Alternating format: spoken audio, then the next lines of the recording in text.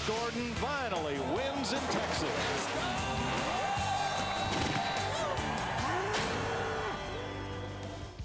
Well, they can fit twice the size of a Super Bowl crowd in this facility, and well, you'll have a front row seat. Despite the rain that has fallen much of the day in Texas, it has stopped.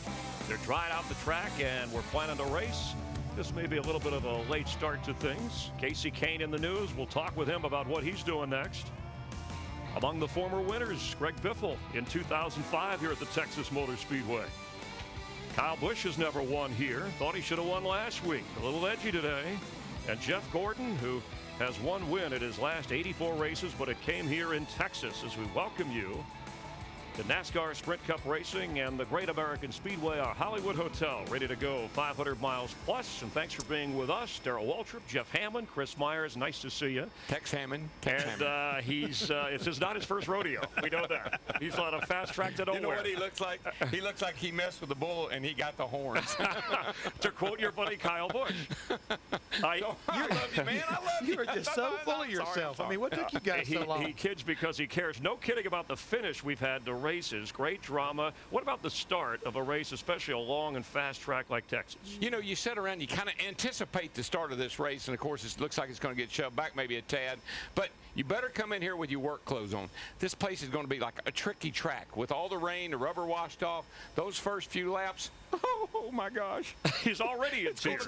It's okay. It's not 1997. You can calm down. I'm not out there. Even Jimmie Johnson, our points leader's a little bit rattled here. Well, you just slow down right there, big boy. Slow down just a little bit right there. We may be in Texas. Get off your high just horse. kind of slow down here a little bit. You got him rattled with the cowboy hat line. Look, you talk about how fast this place is. It's going to be a really big challenge today, folks, for the fact the crew chiefs, the engineers, they have been going through their notes. They didn't get enough practice here. You never know what's going to happen. Yes, and Jimmie Johnson has already quoted saying he is worried when he gets here at Texas exactly how the new spoiler is going to affect this race car. All right, lose the hat. We have work to do. Yesterday, a washout. They postponed the nationwide, the Bill O'Reilly 300, the no spin zone, the Pinhead Patriot talking points. All right, I'll stop. You're not a comedian. They are going to run it tonight. Go ahead, you knucklehead. They're going to run it tonight. Kasey Kahne signed that mega deal that's going to put him on the 5 car for Hendrick Motorsports in 2012. What happens in 2011? We're going to discuss that. His new teammate will be Jeff Gordon, who, of course, was in victory lane in Texas last year. Hopes to repeat. He'll have to overcome pole sitter Tony Stewart, snapping a 155 race drought, capturing his first pole since October of 2005. So let's talk about Tony Stewart, and up on the front row with Sam Hornish Jr., a couple of open-wheel background guys taking advantage of this track, at least setting themselves up in qualifying. Yeah, we got some fast guys. Newman's up there, and you got Kasey Kahne, or you got Kyle Busch, Kasey Kahne. These guys are guys that love a mile-and-a-half racetrack. Kasey Kahne particularly, I'd say keep an eye on him today. I think he wants to leave his team with a good memory if he can. That'll be exactly what it's going to be, but I think all the controversy is going to hurt him today, Darrell. But when you talk about Sam Hornish, that team has been getting better, and you've been, I both talked about it, from Keselowski to Busch to him. Hornish, as far as that's concerned, this Penske organization has gotten better, and I think they'll have a good run today. And the rain, again, we may be starting a little bit late because the rain has stopped 4 different winners in the last 4 races, Darrell. So even though Jimmie Johnson is the points leader, it seems like the competition is balancing out a little bit here. It's the best that I've seen. We've had 4 different winners. The leader with 10 laps to go in the last 4 races has not won the race. We've had 4 out of 7 green-white checkers. And it's just so unpredictable right now with the way the double file restarts and the green-white checkers. This is as good as it's going to get. I love the way we're going down this road we're going down right now. Pretty impressed with myself. And you talk about the balance, though. I mean, you still think it's balanced, even though the fact that Jimmie Johnson has got 3 wins and nobody else in the top 10 does. I don't think 12 does. I think it's pretty balanced. If you have 4 different winners in the last 4 races, we're starting to spread it around. I think they've caught up with Jimmie Johnson. Yeah, well, I'll tell you something else that may help that. The spoiler. I mean, let's face it. Maybe the fact that some of these changes in NASCAR has gotten some of these teams where they don't have that little favorite setup to go to, and you've already talked about it. Green, white checkers and unpredictability, what's going on. You never know. Is that balanced, or is that just pure luck? I think it's more exciting because even if you have maybe the best car, you lead all the laps, doesn't mean you're going to be there at the end. We do know who will be there for us at the end, the crowd and our pit reporters. Today's crowd made up of ticket holders from all 50 states and 5 different countries, and they'll have plenty of room. You could actually fit 4 of the new Cowboy stadiums inside the infield alone here at the Texas Motor Speedway. And above the Speedway, the guys who, along with Darrell Waltrip, will call the race, Mike Joy and Larry McReynolds. And everything, Mike, seems bigger and better in Texas. Thanks, Chris, and hi, everybody. Boy, going to the races sure has changed since Larry and I sat in the grandstands at the local short tracks. We are 9 stories above turn 1 in the Speedway Club. And just below this is a spa. You can go get a little massage. But when I think about this 500-mile race today, you think about the variables and the unknowns. We have the new rear spoiler, we have a new tire package, and then throw in the fact that no team got on the track yesterday for practice, so a lot of unknowns headed into this 500-mile race. But unpredictable is the key word at Texas Motor Speedway. 18 races, 15 different winners. In fact, the last 8 races, 7 different winners. So the only thing we know for sure right now is what's on the buffet. Well, one thing I do know, Texas Motor Speedway, a show place when it comes to racing venues. They like things big in Texas, and the state's biggest sporting venue is Texas Motor Speedway. Now a NASCAR staple, this track had a rough beginning. Nobody could get parked, and everybody got stuck. Traffic was horrendous. The racetrack was horrible. I mean, it was honestly not a great debut for the racetrack. But lessons were learned, and it's become a favorite. Texas is always an awesome racetrack. I like Texas a lot. It's a great venue. Fortunately, they've come back strong. It is the nicest facility we go to, period. In a state where football is king, it took a while for racing to catch on. It's a long haul to go anywhere in Texas if you're not staying locally, so we had to travel quite a bit to go racing. Sprint Cup races were held in College Station in the 1970s, and NASCAR took off when the Fort Worth track opened. Well, we were part of the groundbreaking, Terry and myself and a couple other guys, and I knew, you know, deep down in my heart that it would be a great place for it. They built it in the right location. Since the people of Texas have embraced the sport. The best thing about Texas, I think, is the fans. And they're excited about NASCAR. We see all the fans that show up for that race, and they're there for a week partying, and they have a great time. And They're excited to have us there. They're excited about the race. It's always fun to go race in front of people like that. Might keep an eye on Dale Jr. They only worked on qualifying runs on Friday, while Juan Montoya didn't mind that practice Saturday being canceled because all they did Friday was work on race runs. But one team that was happy with race runs on Friday, qualified great, Greg Biffle. He's won here before. Do you mind if I get a plate before we leave? My stomach's growling. Ooh. Chris, back to you. All right, don't forget to leave a tip, whatever. Hey, Junior, yes, Daryl. It just shows how this sport has evolved, though. I mean, we used to eat out of a cooler. You know, slick meat sandwiches and beanie weenies. Jeff and these guys are going through the buffet lounge. Jeff still eats that way, but that's his choice. I guess. I'm frugal. Frugal? I think I'm very frugal right there. Oh, I'm very yeah. careful. Let me talk about Junior. You don't even know what Jeff. frugal means. Hey, cheap like you. All right, calm down. We have a lot more to discuss here. Junior starts in the top 10. Last week, remember, he started 5th and never got higher than that. All right, still looking for that first win in some, 64 races. What are his chances today? You know, I get tired of picking him every week. Yeah. But, you know, he got to practice again here, what we had, and qualifying, and the car looks good. Sooner or later, he's going to take one of those good-looking cars and drive it into Victory Circle. This is his favorite racetrack.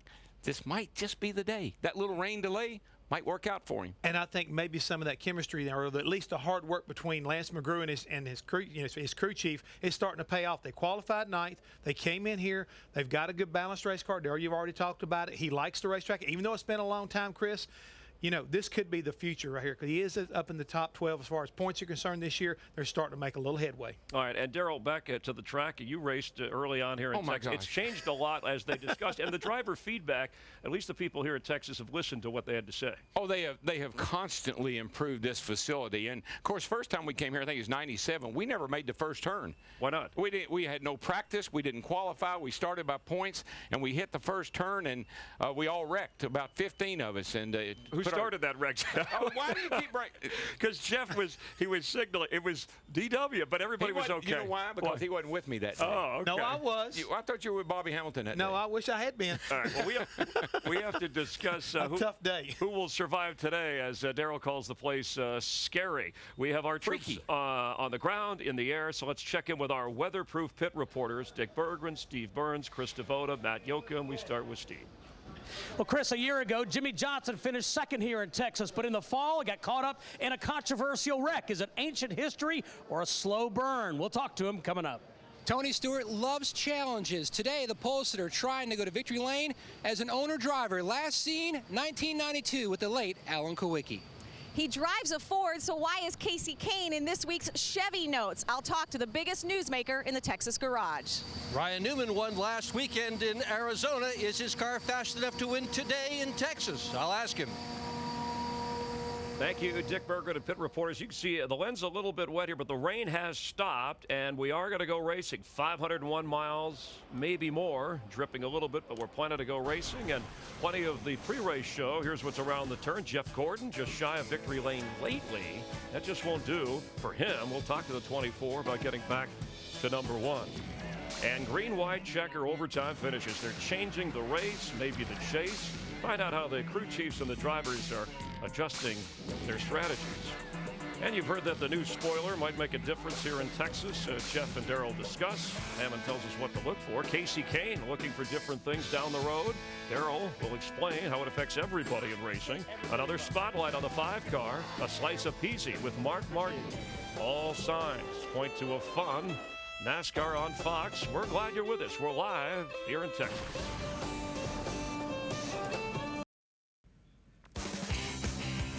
NASCAR Sprint Cup Racing on Fox is sponsored by Sprint, proud sponsor of the NASCAR Sprint Cup Series. The DirecTV NASCAR head-to-head knockout competition is now. It's live, and it happens with this race. You can follow the matchups on DirecTV's NASCAR Hot Pass. Call 1-800-DirecTV to switch today. If you want to learn more about DirecTV NASCAR head-to-head knockout, visit directv.com/NASCAR. Fill out your bracket or watch how the brackets play out. You have your brackets. You filled them out. Remember, it's about one driver versus the other. Who finishes ahead of whom in each particular race. Yeah, and today, you know, we got some interesting, I think, intriguing matchups today. I got the 18 against the 88.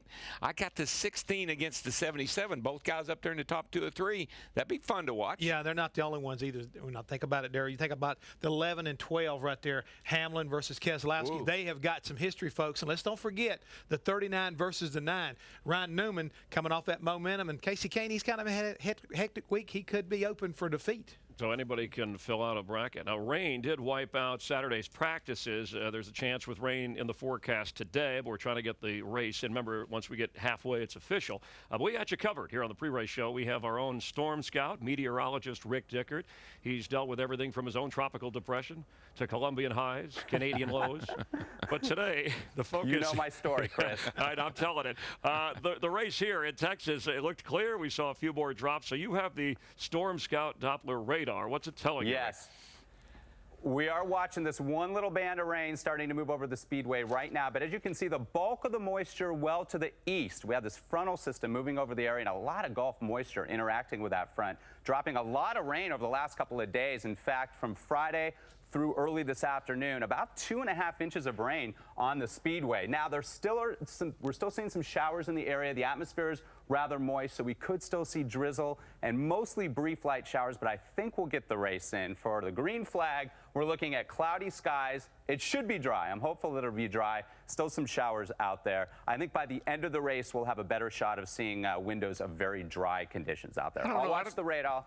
I'll bring you guys updates through the race. I don't know. It doesn't sound... Rick, you got to be a little more confident. Yeah, you need to be more... I think we're going to. We could. It might. Well, we have a... Don't mess with Texas. We have lights here at a big track. What about in terms of the moisture and drying out the track? And they have the nationwide race they hope to run later tonight after the Cup race. Yeah, as I indicated, temperatures are going to be cool and the humidity is going to be up, and that inhibits drying, unfortunately. And the humidity values have been up in the 90s, so the track has been rather moist. And with any more additional rain falling, it could cause some problems. But again, I'm optimistic. I do think that we will get some racing in today, into tonight. That's why we have you here. Thanks a lot, Rick. And Chris, I just want to let you know, they have hair dryers out here to dry the racetrack. Yeah. You can understand that. I want you to know I'm having to deal with lingering effects, too. The humidity, it's affecting my hair. And Peter Frampton, who was supposed to play, I don't think he's going to be able to play before the race here in Texas. And we'll get a traffic report from Rick later in the day. All right, 51-year-old Mark Martin made it clear this week he's happy Kasey Kahne is going to join Hendrick Motorsports, but Martin has no intention of retiring next year, and why should he? He's been successful racing around in his own hot tub time machine. Instead of a clash of the Titans, think of this as maybe a clash of generations. Welcome to another edition of A Slice of Peasy. I'd like to welcome our guest, AARP member, and my pick to win the Sprint Cup this year, Mr. Mark Martin. How are you, Mark? I'm good. Thanks for coming. Can I offer you some pizza? No, thank you. No? You're no sure? pizza. Okay. When a race goes longer than expected, do you ever worry that you're going to miss Perry Mason? You still wear diapers? Well, I mean, sometimes, yeah. You know, sometimes you can't make it, right? You got a new sponsor this year, Go Granddaddy. Am I right? Almost. Right? No, it's not. You know you look like Perry Mason. Really? Mm-hmm. Does Medicare cover NASCAR crashes? No. Before you get out of here, to appeal to a younger crowd, do you ever think about changing your name? You have a suggestion? Yes, Ricky, right? Ricky Martin. Martin? I can't dance or sing. He's living La Vida Loca. You could. I'm glad you set it up the way you did. A class of generation. You can catch more at Cubed at foxsports.com. I would just say that there was a slight failure to communicate in that piece. All right, but the truth of Mark Martin's age, retiring or not, the reality of he's still, what is he, 13th in points currently, so he's hanging in there better than a lot of drivers. Yeah, and you know what? Rick Hendrick respects Mark Martin probably more than anybody in the garage area. But Rick Hendrick also has to look out for the future of his company. And bringing in Kasey Kahne at 30 years old and Mark at 51, you can't build a program around a 51-year-old guy. We all know that, and Mark knows that. So I think he's on the short list to get in that car pretty quick. Yeah, we're going to hear from Kasey Kahne. We'll also look at Mark Martin, his plans beyond his contract. When we continue, we're live here in Texas. Darrell Waltrip, Jeff Hammond, Chris Myers, the entire gang is all here. Counting it out at the start of the race. It'll be pushed back a little bit, but we're hoping to get it in. Well, they asked Jeff Hammond to help make the old Texas Stadium more sturdy, and this is what happened. No, we're kidding. They actually got rid of the old place because the new Texas Stadium. Did I do that? Doesn't only take care of the Cowboys, the Super Bowl is going to be held there, and you'll see it on Fox. Can the Cowboys play in it? Will the Saints repeat? The NFL on Fox has the answers through the NASCAR season, the baseball season, the NFL season, and then, of course, the Super Bowl. And then right after the Super Bowl, a couple of weeks, the Daytona 500. That's what's going to happen to the Hollywood Hotel if it doesn't quit raining. We hope to survive we here. Got people crawling around out there now. Today's race will be the first big test of the new spoiler that replaced the wing.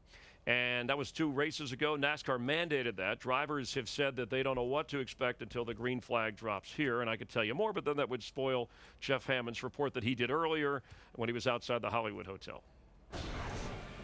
At Martinsville, the spoiler returned. We had an exciting finish. The same thing happened at Phoenix 2 weeks ago. We had a great finish. Now, the key thing this weekend, Texas, fastest racetrack on the circuit. Will this spoiler make it comfortable enough for these guys to race side by side at some of the fastest speeds, going down in the corner at over 200 miles an hour? The rear spoiler, the new shark fin, it's all untested. It's all untried. It's going to be exciting. It's going to be a big challenge, not only for the crew chiefs, but for the guy behind the wheel.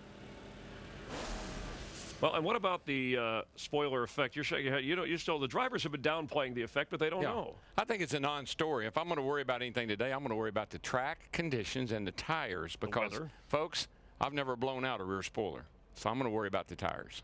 Well, if the rear spoiler doesn't push down on those rear tires like you need to, you don't have to worry about the track because you're not going to be sitting on it, big boy. I can tell you that. That's one of the biggest concerns, Chris, is a lot of the teams right now are having to rely on the 7-post information that they brought in. I know they've done a lot of testing. Everybody says NASCAR did a great job. Yes, they did. This is actual game conditions. It's race today. They've never had 43 cars go off in the corner the first time around with this new spoiler at these speeds. The 7-post. You'll see him at the hitching post.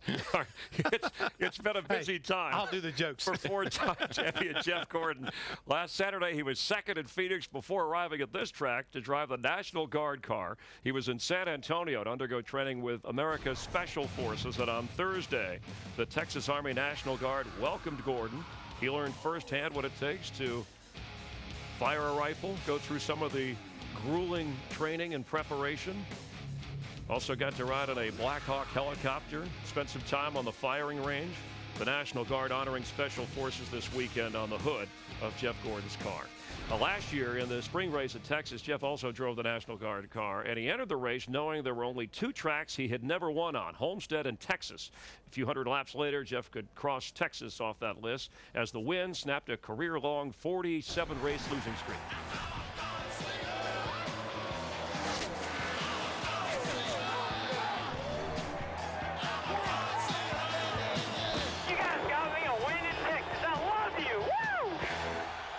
And our 4-time champion joining us live right now from down on the track in Texas. Jeff, we thought the rain had stopped, a few drops. It's supposed to be clearing, and thanks for being with us as you get ready to go. I know there's a lot on your mind. What are they telling you about the race, the weather, and how soon we'll get going? Well, you know, I know that we have lights here in Texas. We've got a lot of fans that want to see a race. The track drivers have been out there working hard. You know, it's not looking very promising if you look at the radar right now, which a lot of this rain hasn't been showing up on the radar, but now we're starting to see some stuff on the radar. So, you know, all we can do, I mean, I'm in uniform, I'm ready to go. I do got to give a big shout out to the 19th and 20th unit for Special Forces. We had a great time with all those guys on Thursday, especially the 9532. Hey to you guys, and had a blast out there. I've learned, you know, so much more about the National Guard and appreciation for these troops and what they go through and what they represent. So it's really proud and an honor for us to represent them today. I know we're glad to have you, and nice that you support them and vice versa. And Jeff, the good news, bad news, I mean, up there in points, close but no cigar, whether it's Las Vegas or Martinsville or Phoenix or restarts. And I guess the double file restart, the green-white checker, the possibility of up to 3 overtimes, has that changed the way you think and crew chiefs? Are they still trying to figure it out at the end of the race? Yeah, you know, I think you gotta make a decision and go with it. And these days, you know, 4 tires will work if there's more than 1 green-white checker. 2 tires work if there's only 1, and maybe if there's only 2. So, you know, and it depends on how many guys come with you. There's so many different ways to win races these days, and a lot more ways to lose them. And, you know, I'm just a little disappointed that I spun the tires. I feel like we had the car, had the right call, you know, did everything we needed to do to put ourselves in position to win that race last week. You know, at Martinsville, we had it won if that last caution hadn't come out. But hey, that's just the way things go. I'm really excited about how this race team is performing right now in the pits, on the track, and that we're putting ourselves in position to win these races, and we're still getting good results. Hey, Jeff, it's DW. You know, you've always had such high expectations. You've always had the winning ways. You've won a lot. How frustrating is it to be where you are right now, not having won a race since this race last year? How does a guy, a 4-time champion, how do you deal with that? Well, I've had plenty of time over the last few years to get used to it. You know, we haven't won as much as we were. You know, you look at all the way up to 2001. Even in 2007, you know, we won a bunch of races, and I think that this team is back. I think we've been showing it this year, and that's where I'm encouraged, and I think this whole team is. You look at Steve Letarte, this guy is completely committed and dedicated, and this whole team is rallied around him as a leader of this team. And you know, I'm really excited about what we have. You know, working together right now as a team, and I think that those wins are going to come, and we've shown how to put ourselves in position, but we got to capitalize on those opportunities. I don't like those things slipping through the cracks, especially when it's my job to go get it done. And you know, I think that we've got a lot to look forward to, and not get down on ourselves. I mean, I think there's too many positive things happening right now than there are negatives, and we put the last year and not winning the championship last year behind us and use it more as motivation than anything else. And that's the one thing I guess I do is, you know, I keep confidence in what I'm doing and in this race team, and they keep the confidence in what they're doing and what we're capable of because we're at Hendrick Motorsports, and not look too much on the negatives that we haven't won. It's what are we going to do for the next race to win. Jeff, watching the piece earlier when you were doing the training with the Special Forces, I saw a rough and ready. I mean a super bad, you know, Jeff. And when I got through looking at that, I saw what appeared to be almost like a take no prisoners look in your eye.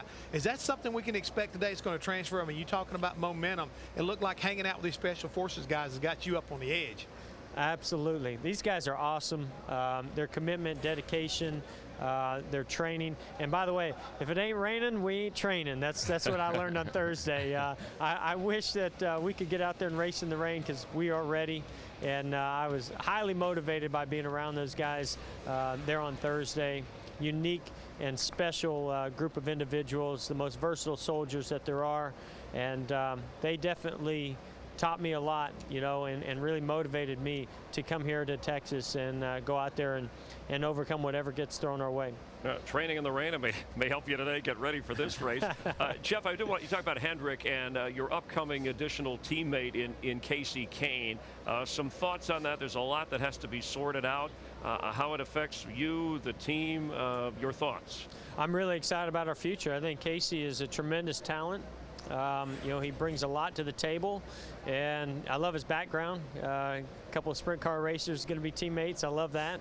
And, you know, I think there's nothing but positives. Obviously, there are some things that are going to have some details to be worked out, and that's the magic of Rick Hendrick, you know, for him to be able to really work this whole thing, to get Kasey at Hendrick Motorsports, looking at, you know, the 5-car in the future, and, you know, bringing Mark Martin to this organization has played a key role, and it's been instrumental in our whole organization raising up the elevation of our competitiveness. And I think everybody knew, you know, that had a time limit on it. But Mark is so excited about being here that he wants to stay here. And you know what? Rick's a man of his word, and he wants to give that team everything that they can to continue to go out there and win races and championships. Currently, that's with Mark Martin, and in the future, that'll be with Kasey Kahne. Hey, Jeff, last year, and I know you said earlier this year how important it was for you to be able to have a few wins with your family there, so Ella and Jeff Jr. Could see the success you've had and enjoy your career. Are they here? You won the race here last year, dude, and you were in victory circle by yourself. Are they here this week? No, they're not, and you know, I'm a little bummed out, you know, that they're not. Very bummed out because we've got an awesome race car. You know, I know we're starting 12th, but we've got a race car that is capable of winning. So whenever we get this thing going, you know, we're going to do everything we can to get into victory lane. And you know what? I know that they're there watching, cheering me on, and Ella's going, "Go, Papa, go!" And you know, it'll be an exciting moment, no matter what, if we get into victory lane. But we're going to win a bunch of races this year, so we're going to have them there in victory lane. But even just, you know, last year going home and knowing that they were watching and celebrating with them and bringing that cowboy hat home with me and watching Ella walk around the house with it on, that was almost as special as having them here. You know what? It makes me, hearing you say Ella calls you Papa, I remember when they called you the Wonder Boy. So, things have changed a little bit. While, buddy. yeah, we sure have. And you know, I never thought I'd be enjoying the sport and continuing to be as competitive as we are. You know, this many years into my career into the Cup Series. So, you know, it's something I'm very proud of, but we got some more work to do. Go get them, Papa. Thank you, guys. Appreciate it. Well, Jeff, one other question right yes, quick. Sir. When you talk about your age and your experience, you know, when they make a decision like this to bring a Kasey Kahne, and I know you're very instrumental in bringing Jimmie Johnson on board, and that has proved out to be, you know, really a big boost to Hendrick Motorsports, and now Kasey Kahne. You know, how much involvement have you had in helping to shape the direction that Hendrick Motorsports is going as far as the future is concerned? Well, I think in this one it's a no-brainer when there's a talent like that that's out there that's available. I think there's a lot of teams that were hungry to get Kasey Kahne, and you know, nobody is better than Rick Hendrick at closing the deal. You know, I didn't play as much of a role in this as I did in Jimmie, or even with Mark. I played a bit of a role in trying to talk him into coming. With Kasey, we've always been friends. We've always, you know, raced well together. And I told Rick Hendrick early on he'd be a great asset to our organization. And if I could help in any way, please let me know. But he's the man, and I think Kasey really wanted to be here. All right, good luck at the 24, the National Guard car, Jeff, and hopefully we'll get it in here at some point today or tonight. We appreciate your time as always. Thank you, guys. Good luck, buddy. Right, have a good one. You know, interesting, he's 38. I mean, 19 years in Cup racing, and I remember Mark Martin saying the same kind of thing about working with Rick Hendrick. It re-energized. He'd never been happier in the sport. And so this creates a logjam of talent with one race team, but they seem to be satisfied. You know, I remember what Dale Earnhardt Jr. said when he went to Hendrick Motorsports and walked around and looked at. He said, "I've been racing against this.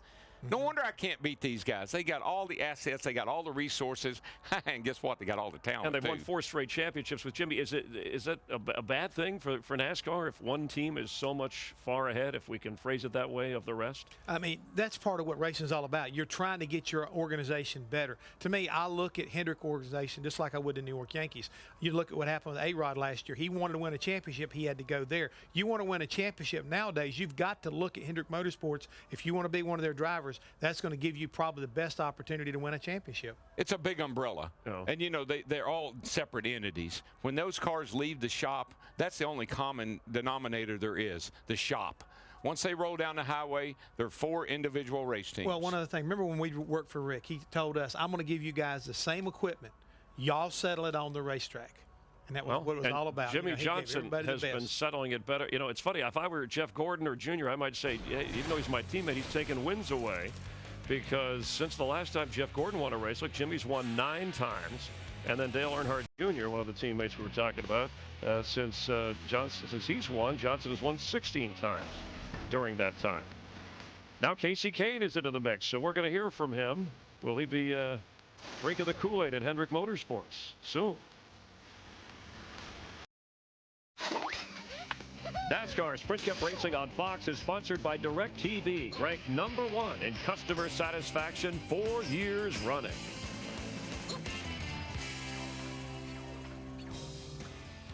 Welcome back live here at Texas Motor Speedway. The rain drifting in and out, some lingering showers, nothing heavy. The radar a bit deceiving. We're hoping to go racing. That's the word we have, at least from NASCAR officials. Saturday Fox baseball, well, it went from the daytime into the nighttime. 20 innings in St. Louis before the Mets beat the Cardinals. This sacrifice fly RBI the difference, 2-1 the final. Later in the evening, Ubaldo Jimenez, with some great defensive help, pitched the first no-hitter in Rockies history, blanking the Atlanta Braves by the score of 4-0. NASCAR Major League Baseball colliding as Kasey Kahne and Giants center fielder Aaron Rowan participated in a skills challenge during the week at Giants up in San Francisco at the ballpark there, and they had a remote control car race around the bases. And actually Rowan took the checkered flag ahead of Kahne. They got to throw the ball around. There were some hitting tips as well. Little Kasey at the bat. Check out Fox Saturday Baseball. Yankees, Angels, Mariners, White Sox, 4 Eastern. We hope you tune in. And, of course, NASCAR on Fox on Sunday will be in Talladega next weekend. Well, on Saturday, the Giants did beat the Dodgers 9-0. They remain in first place. As for Kasey Kahne this week, announcing he's going to a first-rate organization, Hendrick Motorsports, in 2011. A driver of his caliber going to Hendrick is like the Yankees, signing another great pitcher.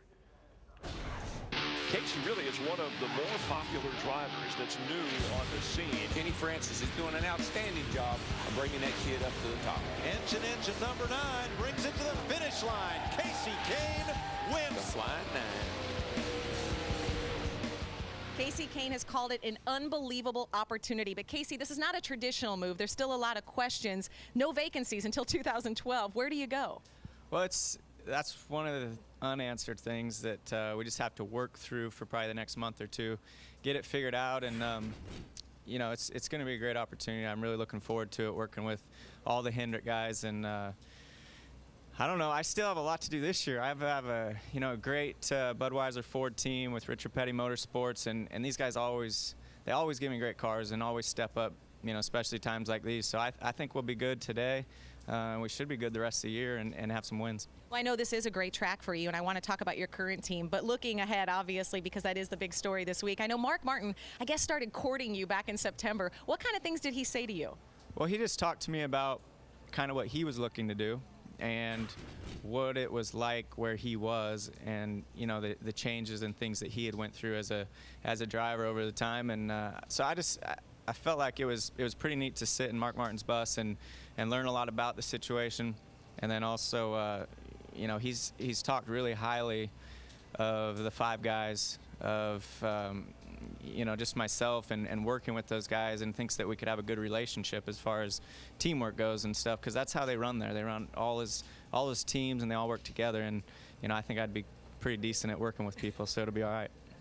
Hey, Krista, it's a DW. We asked Kasey if he has personally sat down and talked to Mark Martin at all. Yeah, DW in the Hollywood Hotel wants to know if you've personally sat down and talked with Mark at all. Since then, no. Actually, I talked to him for a second. Yesterday, he was working out in the Speedway here. They have a great workout facility, and I was too. So we said a few things there and shook hands and stuff. And then he kept doing his routine, and I went back to mine, and that was it. But Mark said we need to sit down and talk and go over things you know, here in the next week or so. Well, yeah, we were talking a little bit about your workout routine. Does he run as fast of a mile as you do? He was. What was he on? He was doing something different. You know, he was lifting and doing some other stuff, some cardio in other ways, but he could probably run faster than me. Who knows? That guy seems like he can do everything pretty darn good. Well, you mentioned your current team, a great place. I know things have been not the way you necessarily would want them to start the season, but this is a place to turn things around. You're very good here, and you've already had a busy week. You're at Fort Hood with the military members. They're going to be here cheering you on today. Yeah, I think this is a great track for us, and you know, we ran well at Atlanta. We were quick there. I think we can be here as well. We qualified 5th. Looking forward to that, and definitely with some of the soldiers and people coming from Fort Hood. There's over 500 here today that Texas Motor Speedway gave them tickets to come out and enjoy the race.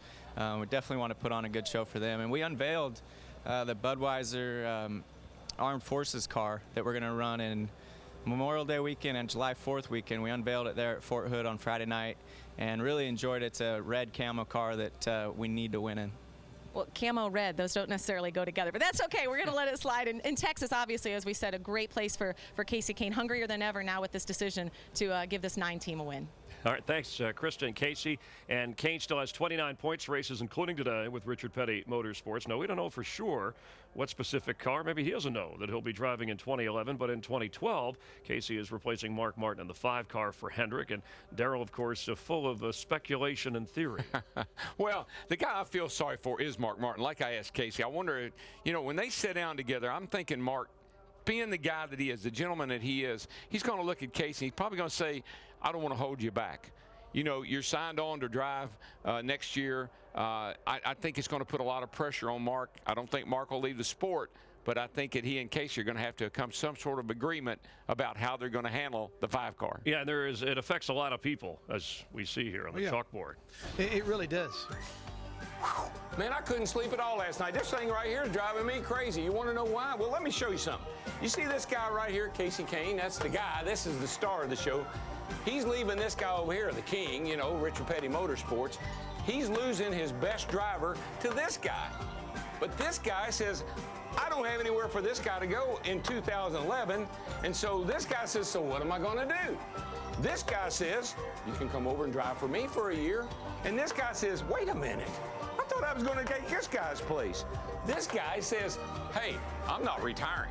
I'm going to drive my car until 2012. So this guy says, oh my gosh, I got all this down here, I got all that to go over here for a year when I thought I was going to get to go over here next year. So as you can see, there's a lot of pieces of this puzzle, and it is a puzzle. Piece, piece, piece, piece. Are you confused? But here's what I can tell you for sure. When we put all these pieces together, it's going to make a pretty picture. All right, so let me get back to finishing up my beautiful artwork here. How do you think I did? Pretty nice, huh? The theory is good. You didn't know I could draw like that, did you?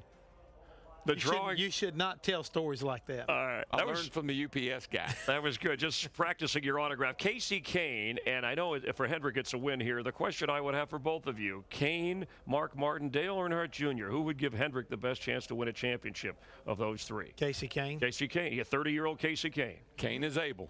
All right. And so what happens to Budweiser? Where do they go? That's the $6,400 question. Or maybe $1,000. Maybe more. You know, maybe sponsored. They left powerboat racing. They left Kenny Bernstein's drag team.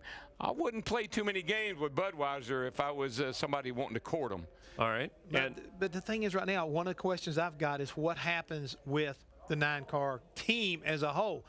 Kenny Francis has been with Kasey Kahne for a while, and they have been a very successful combination. Who winds up going where and where all these guys go? I mean, that's another part of this puzzle. Well, I'm curious to see how important is it? Because Foster Gillette said, hey, he's the younger part of the Gillette family. We want to be in NASCAR. We want what Rick Hendrick has. We want to be competitive and have championships. I mean, I think it's important to have the Petty name involved in NASCAR. So what becomes of Richard Petty Motorsports and their sponsorship and their race team? There's a lot of uncertainty with that race team. I mean, just read where there was the problem with some note they had, and that affected the race team. They think they've got that covered for now.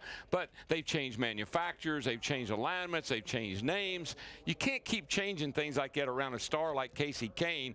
He wants some security in his career. He doesn't seem to be able to get it where he is. Time to go somewhere else. But at the same time, guys, let's don't sell this whole organization too short. They got some good sponsors, Best Buy and Stanley Tool. They've got a good affiliation with Roush Fenway and Yates Racing. All these things are positive, at least for 2010. So they were trying to get everything up and going. And Darrell, better be careful. You don't want to make the king mad. No. But you know how I look at it? Kasey Kahne's 2 and Rick Hendrick's 2 makes 5. I know you didn't know how to add. That's different math. He draws better than he adds. All right, but I want to know about. Think about it. All right, in terms of Kasey Kahne and Hendrick, do we need to be concerned that too many drivers are in one place? I mean, should the rest of NASCAR be concerned? He answered that in his theory. Yeah. In his theory. In his theory, he's got a plan. Well, remember the umbrella. Yeah. They're all under the umbrella, and today they really are. Well, and Chevrolet, we should with Stewart Haas Racing, Chevrolet and Hendrick, there's a connection there as well. And not only that, but look at Kasey Kahne. He was in a Dodge, now he's in a Ford. Next year he's going to be in a Chevrolet. You can't keep pulling. You can't run a guy like Kasey Kahne around and expect him to stay happy. He needs to grow. This is unprecedented, right, for this high-profile driver to make a move this far in advance? No, not really. Dale Earnhardt Jr. did it. While he was under contract? Yeah, I said he was leaving, going to Hendrick. Tony Stewart did it, said he was leaving Joe Gibbs and going to start the Haas Stewart But they didn't have an off year where you didn't know what car you were going to be in. That's the big difference. But that's to be determined. Okay. I don't think that's what we're learning here is you can't predict anything, because here we are 8 races in, the 8th race of the year after running Daytona, and all of a sudden we've got a major announcement like this. It gets earlier and earlier. You knew he was going to go somewhere. Kevin Harvick still has a big decision to make at the end of this year. Exactly. I think that also maybe had some motivation for Kasey Kahne to get this done, because you don't want a Kevin Harvick, a lot of talent there. You don't want him muddying up the water trying to take your deal. So I'm happy with the timing. I'm glad we settled all that. Rick Hendrick, the rich get rich. I'm glad you're happy. Right, the NASCAR Day Foundation, they teamed up with Ronald McDonald House Charities and us here at Fox Sports for an online auction featuring an autographed fire suit of Kasey Kahne. Speaking of Kasey, other items available. All proceeds benefit the Ronald McDonald House Charities. If you want to help out, you can visit NASCAR.com/NASCAR Day, and we appreciate your thoughts and support there. Spoilers, not just found on cars in this new world of multiple green, white checker finishes. It's spoiled the endings for drivers. We'll discuss that in a moment. Welcome back live here at Texas Motor Speedway. All I can tell you now is with the rain, we're delaying the start of the 501-mile race. And this reminder, you still have about 7 or 8 minutes to lock in your bracket. So go quickly to that website, DirecTV.com/NASCAR, the DirecTV head-to-head knockout competition. Ready to rock. Here comes Quack. If I was going to start a team today, that would be my guy. Carl Edwards, 8th in the point standings. This is the 8th race of 36-point races. Jimmie Johnson, of course, your leader. Now, 7 of the top 12 drivers did not make the end of the season championship chase last year. That would have been Kenseth, Harvick, Boyer, Burton Jr., Kyle Busch, Joey Logano on the outside looking in. Here's a question we have for you in our NASCAR Buster. Ready? These drivers I'm going to name, I want you to tell me what they all have in common. Kurt Busch, Denny Hamlin, last week's winner, Ryan Newman, and Daytona 500 winner, Jamie McMurray. What do they all have in common? Well, I think you said it. They've all won races, right? Right. Yes, but there's more. That's half the answer. Half the answer. Yeah, they're not in the. Not in the championship chase. They would not make the chase. That's right. They're not among the top 12. Yeah, that's right. And boy, and here's the drivers that are just outside. 13th, Mark Martin, Kurt Busch. You know, Darrell, do you have a feeling that? And I like the point system, the chase, but should you have at least had to win a race before you get into the chase to win a Cup championship? I think that ought to be the first thing you have to do. You've got to have won at least one race. Now listen, folks, don't get all excited. You got to run all the races. That's the first thing. You can't just show up and run one and win and say, okay, I'm in the chase. The other thing is you got to be able to use that as your criteria for qualifying to get in the chase. Don't tell me about ringers. I know about ringers are a thing of the past. Got to win a race. And don't tell me not to get excited about something. If I work my tail off and I'm in the top 12, I have the right to be there just as much as a guy who wins the race. Are you a stroker? I'm not a stroker. I'm doing the best I can to get there. But four out of the five. Come on, if I run second 3 or 4 times, I can't help it. How hard do we work to win a race? I mean, that was very hard. Most important thing in the whole year. Win a race. Those were different days. In a year of surprises, there has been one constant: the end of just about every race, full of suspense, drama, upsets, and drivers getting upset. The leader with 10 laps to go has lost the last 4 races. Darrell and Jeff, when it comes to strategy at the end of a race, I know like a lot of drivers, crew chiefs, you throw caution to the wind, and you guys don't necessarily see eye to eye. Never. Never. I wish you'd throw that hat to the wind. We're always bumping heads, but Darrell, let's take a look at what we kind of come up with. Hey, DW, what's wrong, man? You act like you're on a chip. I mean, what's wrong with you? Man, Jeff, these green-white checkers are driving me crazy. Caution, caution. Hey, bud, it's going to be a green-white checker. Got any suggestions here? Tough call here, bud. 4 tires, Steve. What do you want to do? You too. Come on, 4 tires. I don't know. Going to be a slugfest. Hit, right Come side. On, jump in the box. Oh, man, I'm spelling victory. It's always a show instead of a race. Where are all the gamblers? I just don't get it. Guys like you, back in the day, it wasn't monkey see, monkey do. Every time a caution came out late in the race, everybody comes on pit road. It's not right. But Darrell, you don't seem to understand. There's so many different variables. Multiple green-white checkers, 2 tires, 4 tires. Making that decision sometimes is not as easy as it used to be. It's a gamble. Is it going to be 1 green-white checker? Is it going to be 2? Is it going to be 3? Or are you going to have opportunities to run a whole lap, a half lap? You know, how does this work? You can't win if you do the same thing everybody else does. But let's just take last Saturday night at Phoenix. If I'm sitting back there 10th or 12th in line, I'm going to come to pit road? I don't think so. You know what I would say to you? I can hear you. Ultimately, I'm the one driving the car. I can choose to stay out if I want. The thing is, you don't seem to understand it. Last time I checked, when I see driver, I don't see driver chief together. There's only one crew chief. If I say pit and 2 tires is what you're going to get, that's what you're going to get. I don't agree. Drivers want to have the best tires and be the leader, so you can't really listen to drivers. I mean, I've never heard a driver in a race car say, hey, I don't want tires. How did David Ruderman win Charlotte? Now, the Coke 600. I know. He had the same option as the other 13 guys in front of him, but he elected to stay out, and what happened? He won the race. Exactly. Every scenario has a different solution. Well, see, you're telling me we're running 12th at Phoenix last Saturday night, and you're going to come down pit road and put on 2 tires. Right here it is, baby. I got a plan, and I'm going to stick with it, just like I did in Daytona when you kept telling me you're out of gas. Well, I think that the double file restarts, I think those have been really good for our sport. I understand the double file restarts. Back in the day, if you were 10th in line, you were 10th in line, and now you're on 5th row outside. I know the dynamics have changed, but one thing that hadn't changed, if you do the same thing everybody else does, you're probably not going to beat them. That's something we'll have to argue about later on, but there's one thing I will tell you. The fans like it, don't they? The fans love it, and it's great for TV. I understand that, but I have a theory. Oh, yeah, I got to hear this. When in doubt, stay out. All right, I like that. Hey, I like it because where else can you see a guy not in the picture all of a sudden like Ryan Newman? And he even indicated to his crew chief when Tony Gibson said, what do you think, 4 tires? What about 2? They went with 2. He ended up winning. This drives me crazy. Monkey see, monkey do. I told you, everybody sits on a pit box. Oh, what's Chad going to do? Oh, Chad's going to take 4. Give me 4. Right. I mean, give me a guy that'll gamble. Come on, Hammond. Like we did back in the day, man. You got to take a chance if you want to win one of these things. And I'm not going to argue with that. Well, no, I think it's confusing. It is so confusing, folks. I mean, that's the biggest problem right now is you don't know whether you're going to have 1 green-white checker, 2, or all 3. That's the part of the uncertain deal. But I'm just saying some of the guys haven't figured that out, and it looks like it's mass confusion.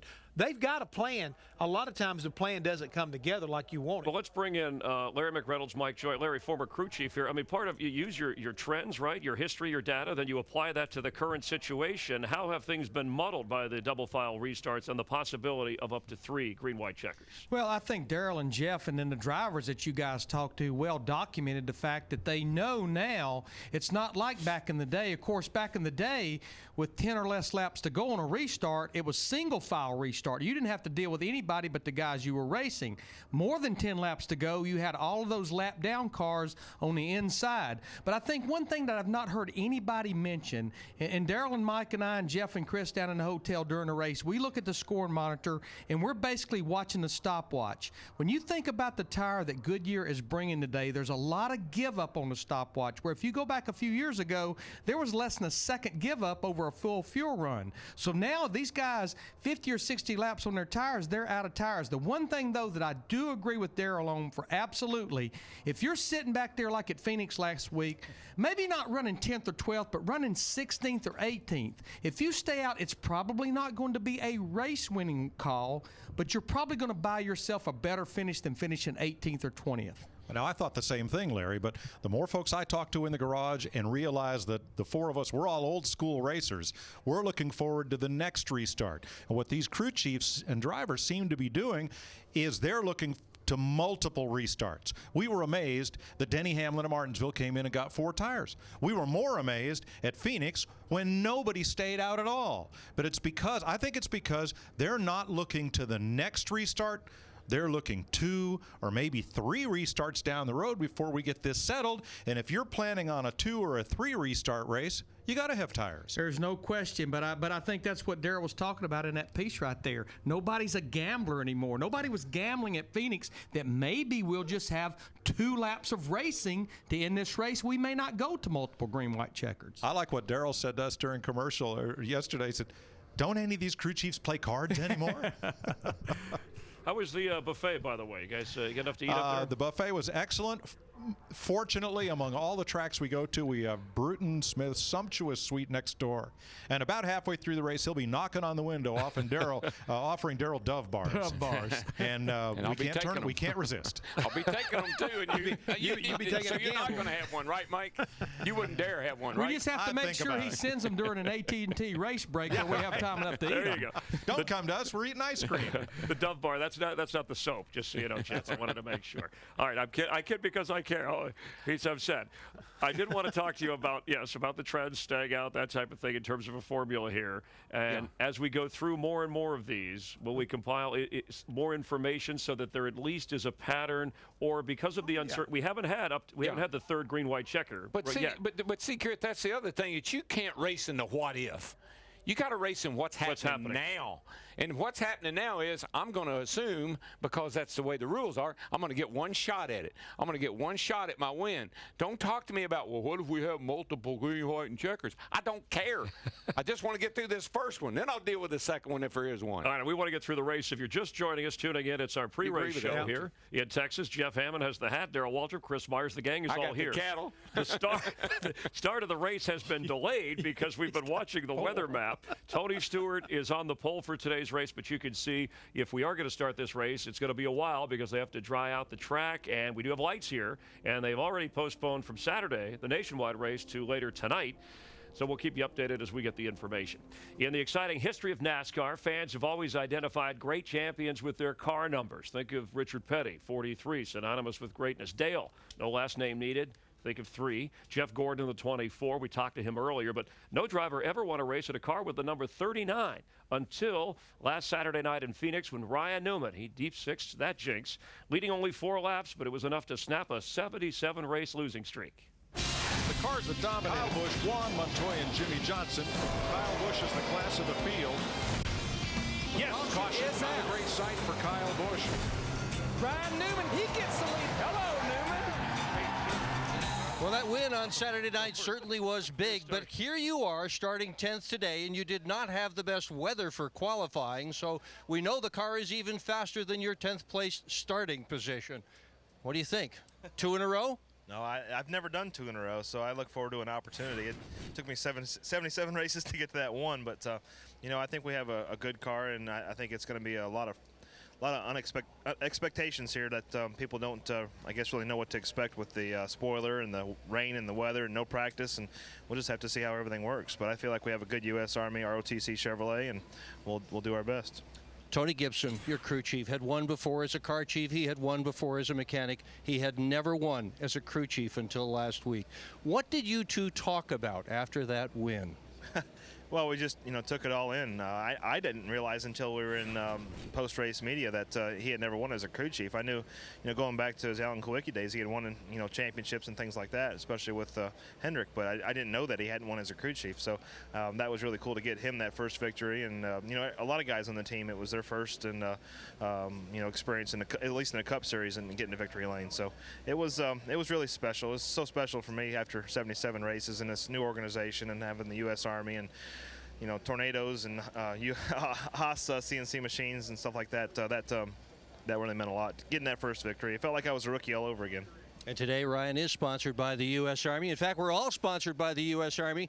And right over there, Sergeant Chad Eads, come on over here, has done time in Iraq, has also done time in Germany. Right now in Germany, going to go back to Iraq again. Do you guys get a chance to watch NASCAR on Fox overseas? Well, yes, sir. In fact, we watched it for 15-plus months when I was in Iraq last time. And my friend Rich, who is in Iraq again with one ID, here's to you, Rich. We're going to watch it again this weekend. He's been hanging around here just hoping to meet Ryan Newman, but I think you're going to get more than meet him. Ryan, there you go. You get last week's winner's hat.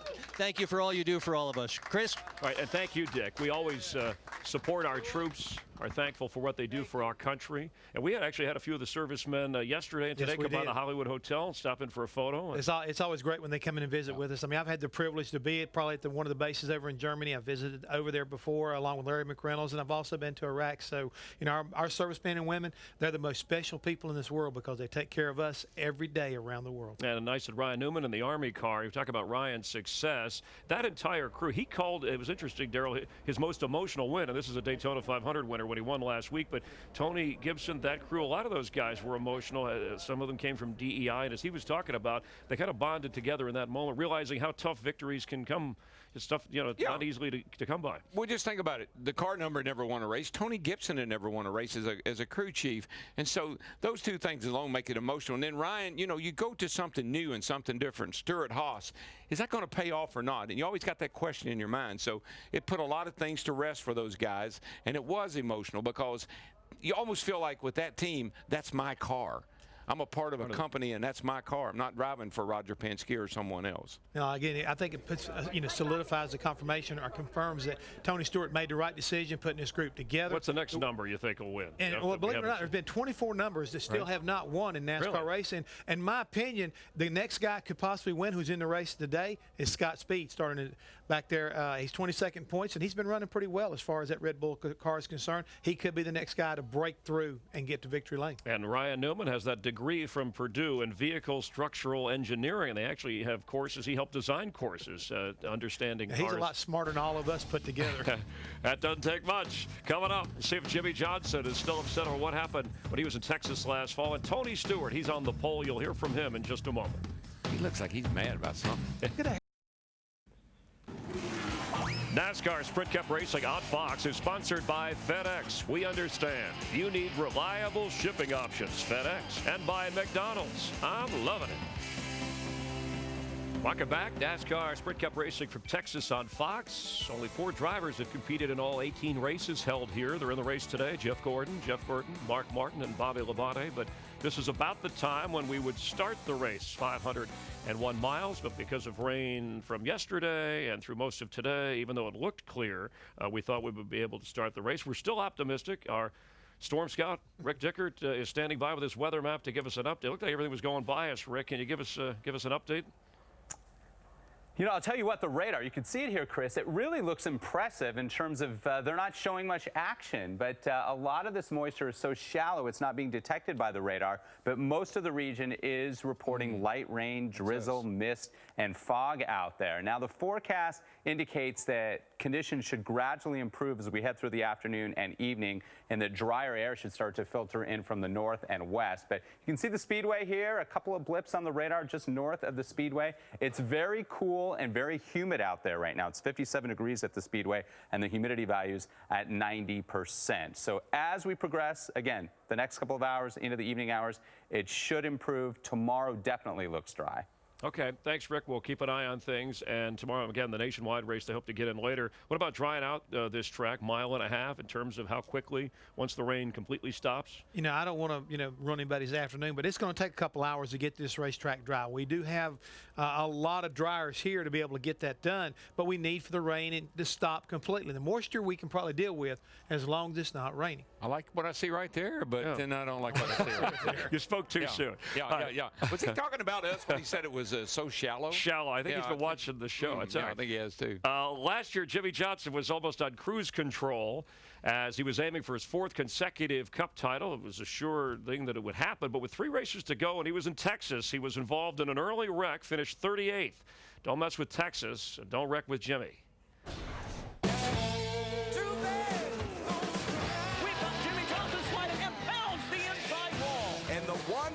Jimmie Johnson did not want to happen. All of the guys ready to get on this car to get back into the race. And with Jimmie Johnson, Jimmie, you actually, that wasn't lost on you Friday. You kind of made a joke about Sam Hornish qualifying right in front of you. Yeah, just having some fun with it. I mean, it certainly wasn't intentional when it happened last year. It was an unfortunate thing that happened at the time of the year. It felt like my year was coming to an end there and was pretty bummed out. But we were joking on pit lane before, before Sam had run, and I qualified well, shouldn't have any problems, and then the guy had trouble with qualifies in front of me, and we had a good laugh about it. Had a nice chat with Chad Canals this morning, and I asked Chad, I said, where you are in this season, do you compare to other championship seasons? He said, absolutely not. I'm pleased with where we are now, but I don't ever compare to past years. How about you? You know, in some ways, I look back over the years and we've been off to fast starts and have won the championship. One year we had a really slow start and was able to win it. I think through all of that, I've learned that it's a long regular season, and a lot can happen in a short period of time. If you look at 4 or 5 races, you can go from being on top of the world and winning to mid-pack or the other way around. So we're very thankful to have the speed that we do now.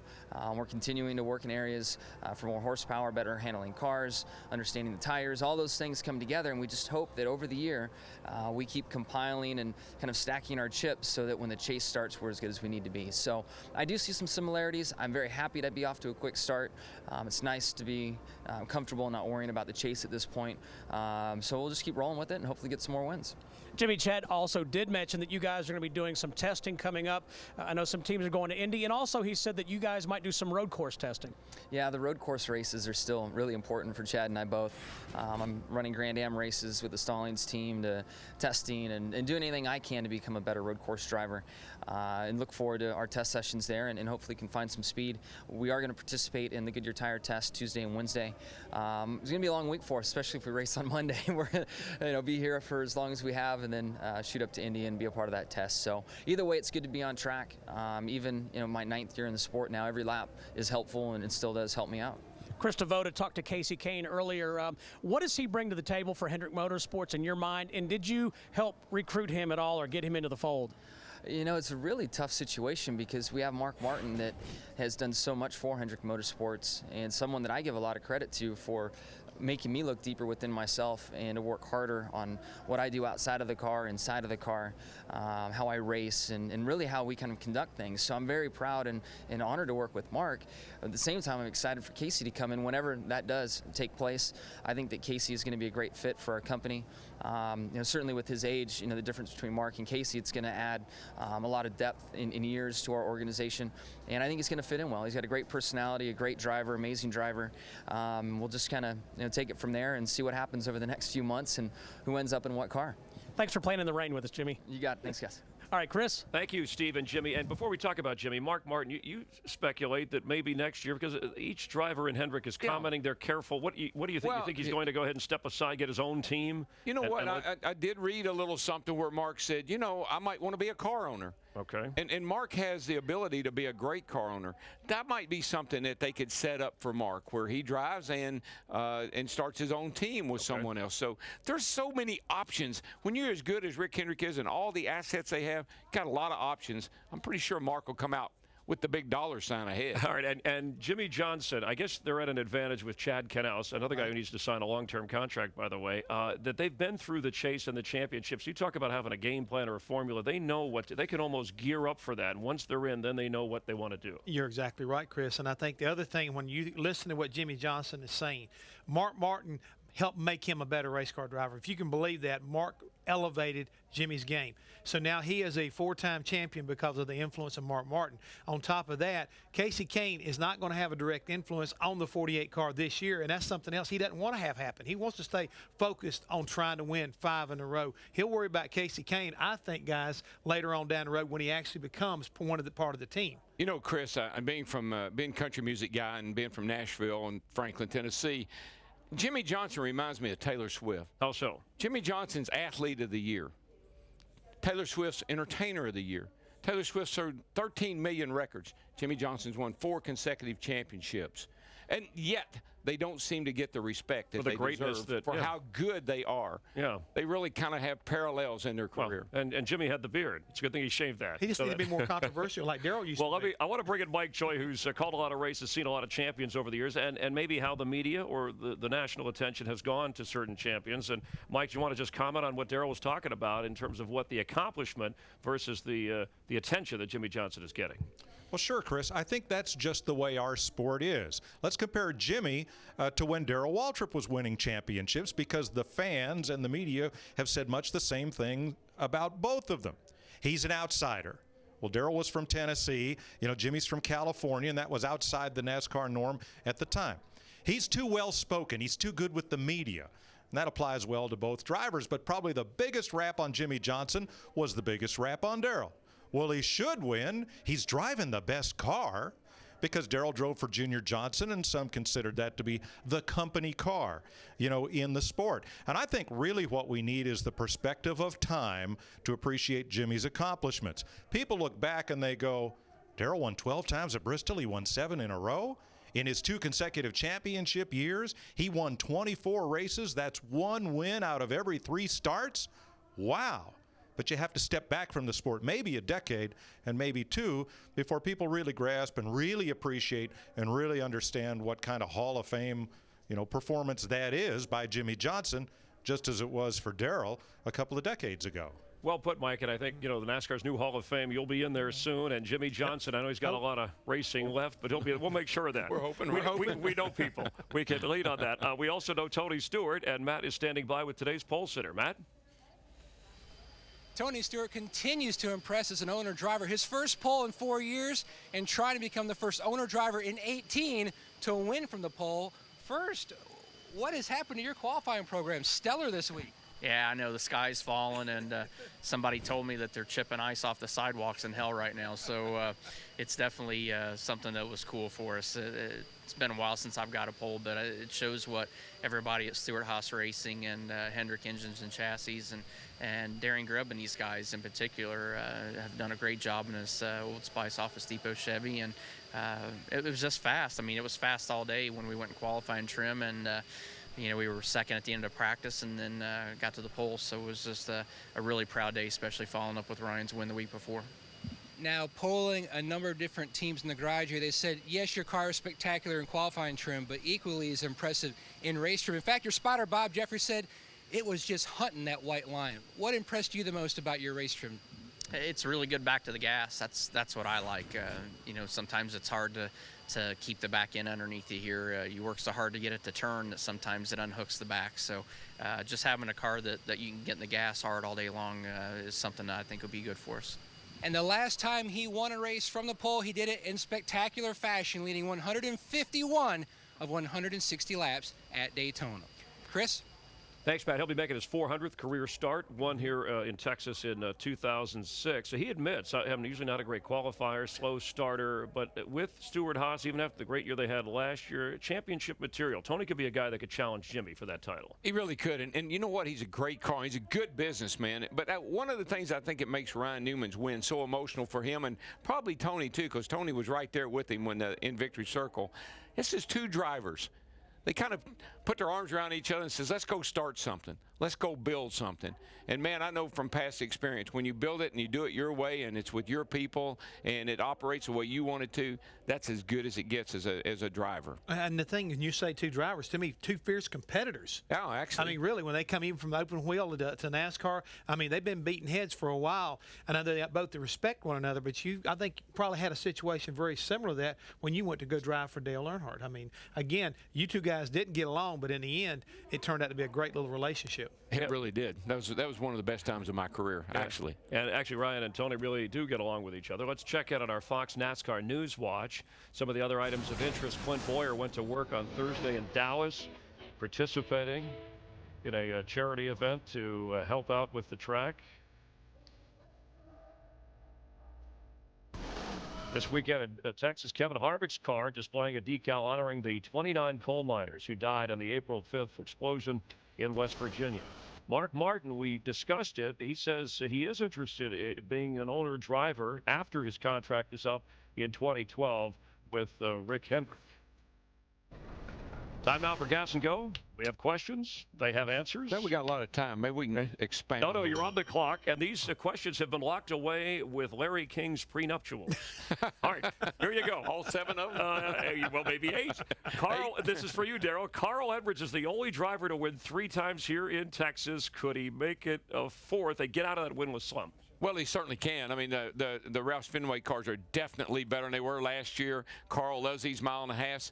I wouldn't bet against him. He might be able to get it done today. All right, Jeff, for you, why isn't Kyle Busch winning races this year? He thought he should have won last week, frustrated about it. Well, you saw one thing last week, but I think they had a call that kind of went against him. If he'd have took 2 tires, I believe he had an opportunity to win that race. But at the same time, it may have something to do more with all the distractions. He's getting ready to get married. He started his own truck team.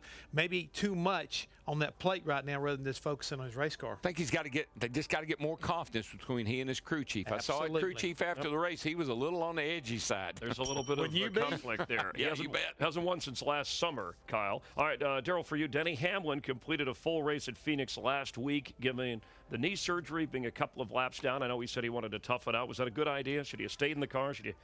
It was a great idea. If he could pull it off, and he did, I think it's a great idea. Sends a strong message to your team, to your teammates. They sacrifice so much to give you a car. You can go out there and win in. He sure didn't want to let them down. So in my opinion, hanging in there, manning up, and driving that car the whole race, that sends a strong message to your team. One thing real quick, you kind of shamed him into it, so now you got to put him on your hero list, right? Now, I told you, guys that play herder, they are my heroes. Right. He toughed it out. All right, Jeff, Sam Hornish Jr. qualifying second for this event. How do you like his chances? This is his 80th race in Cup. He has only 2 top 5 finishes in his career. Well, I mean, why not go and make it 3? I think he's actually got a great chance today to make a top 5 finish. If he can hang in there, we know how the green-white checkers play out. Bright call on pit road. He's got a good chance as anybody. I think, again, Darrell talked about this racetrack. He's run well in open wheel. He should be able to run well here today. Close the deal. Got to close the deal. Close it out. Darrell, for you, Kevin Harvick finishing outside the top 10 in the last 3 races. What's up with the 2019? Well, you know, if it was last year this time, we'd say, well, they're running better. And they gotten a little bit better. But they started so strong the points this year. Had the points lead. Can't let that get to be a habit. Better get back up in that top 4 or 5 if you want to try to be a champion. All right, Jeff, for you, will Joey Logano make the chase? He's gained 6 positions in the last 2 spots. He's up to 12. You know what, guys? I was beginning to wonder about this young man, but now I believe he will make the chase this year. Joe Gibbs has got a great group surrounding this young man. I think he's matured, and Greg Zipadelli, he's a veteran at winning chases and championships. They'll get the job done this year. Yeah, they threw him in that car too early, a year too early. So this is a payback. All right, Darrell, 13 of the last 15 Texas winners are competing in this race. Why does this track seem to produce so many different winners? Only 2 guys, multiple winners, Jeff Burton and Carl Edwards. 500 miles. Right. A lot of things happen in 500 miles. You know, you got a lot of chances to make mistakes, and a lot of guys do. Some of them on pit road, some of them on the racetrack. But because it's such a long race and grueling, I think that's why. I don't think that's the only reason. I just think multiple. You can't hold your breath that many times when you come here. This place scares you too bad. I want you to hold your breath during the break. We'll continue NASCAR on You Fox. want to go outside and say that? We're live in Texas. I've never hit a man wearing a calm hat. down. Calm down. We're going to update. Usually they're fighting. How did I get in this? We'll update the rain here in Texas. We're glad you're with us. We're live. Congratulations, congratulations, congratulations, congratulations to Fox on 10 amazing years. 10 years. 10 years been a great ride. And we thank the drivers, the fans of NASCAR. 10 years for NASCAR on Fox. And here, waiting out the raindrops at Texas Motor Speedway, trying to figure out what the radar. We're going to have to bring back our Storm Scout, put them on the grill here, because the radar looks different than what we're actually seeing. But we hope to get the race in. At least that's the word from NASCAR. While we wait this out, we'll get an update. It's been, 10 years. Time flies when you're hanging out. Having fun, I meant to say. I'm sorry. I can't. All right, so we're going to look I don't hang out here all that much. Well, we appreciate you doing that. But I do enjoy my time with you guys. Next Sunday, Talladega, right? Spectacular wrecks there over the years. Oh, you've man. experienced. And crazy wrecks. And if we were to put a list together, and we did, we had people in our just in our 10 years of coverage I would on normally Fox. say, don't look at it, but you need to. This is not all time, but just in the 10 years of Fox's coverage, the most spectacular, top 10 exciting crashes.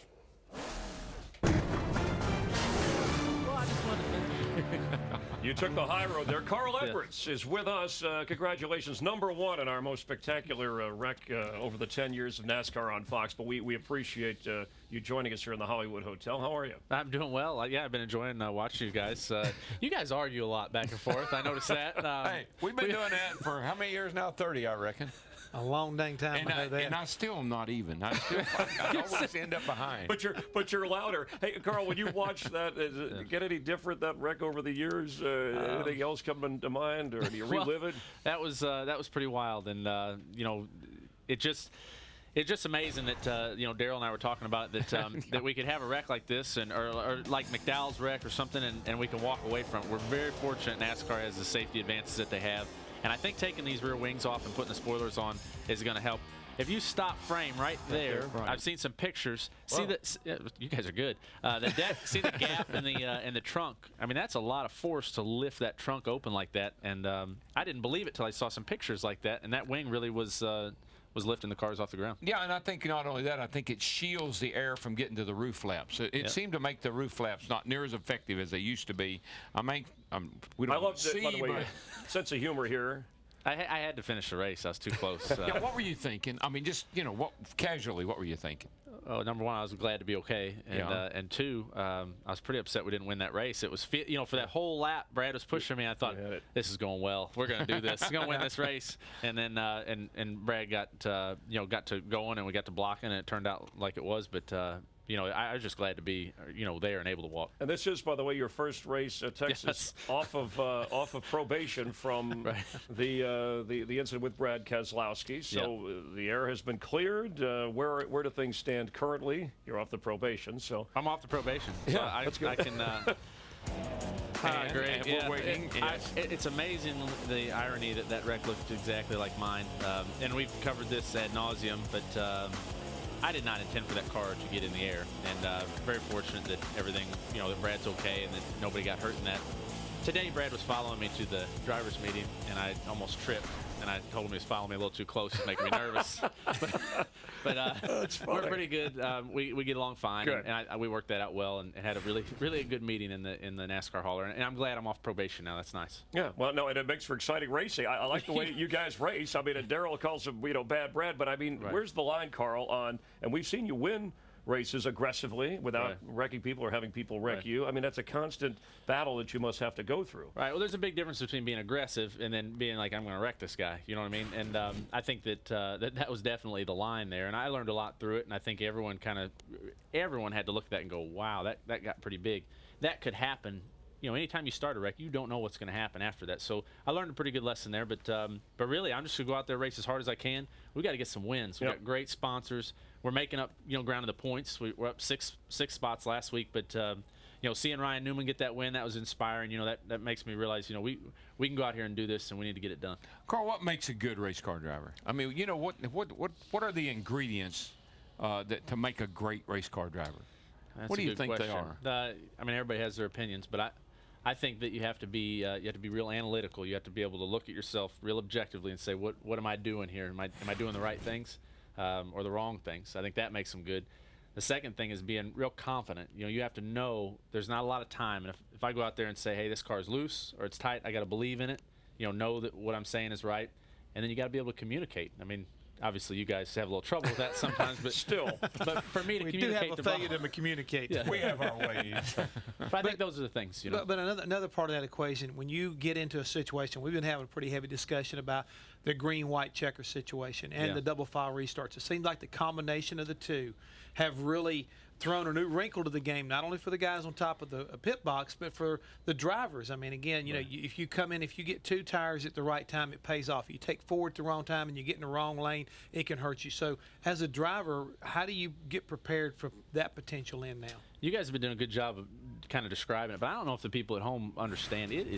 It's really tough. You know, when they threw that caution at Phoenix, my first, you know, it was like all the wind was out of my sails. I thought, man, where were you running, by the way? I was running ninth. And I thought, all right, whatever we do here, you know, we're in that spot, that no man's zone, you know, where you know, if we take 4, we might go really far back. If we take 2, we might be the last, you know, the first guy on 2, and everybody behind us might have 4. It makes it really tough to decide what you're going to do.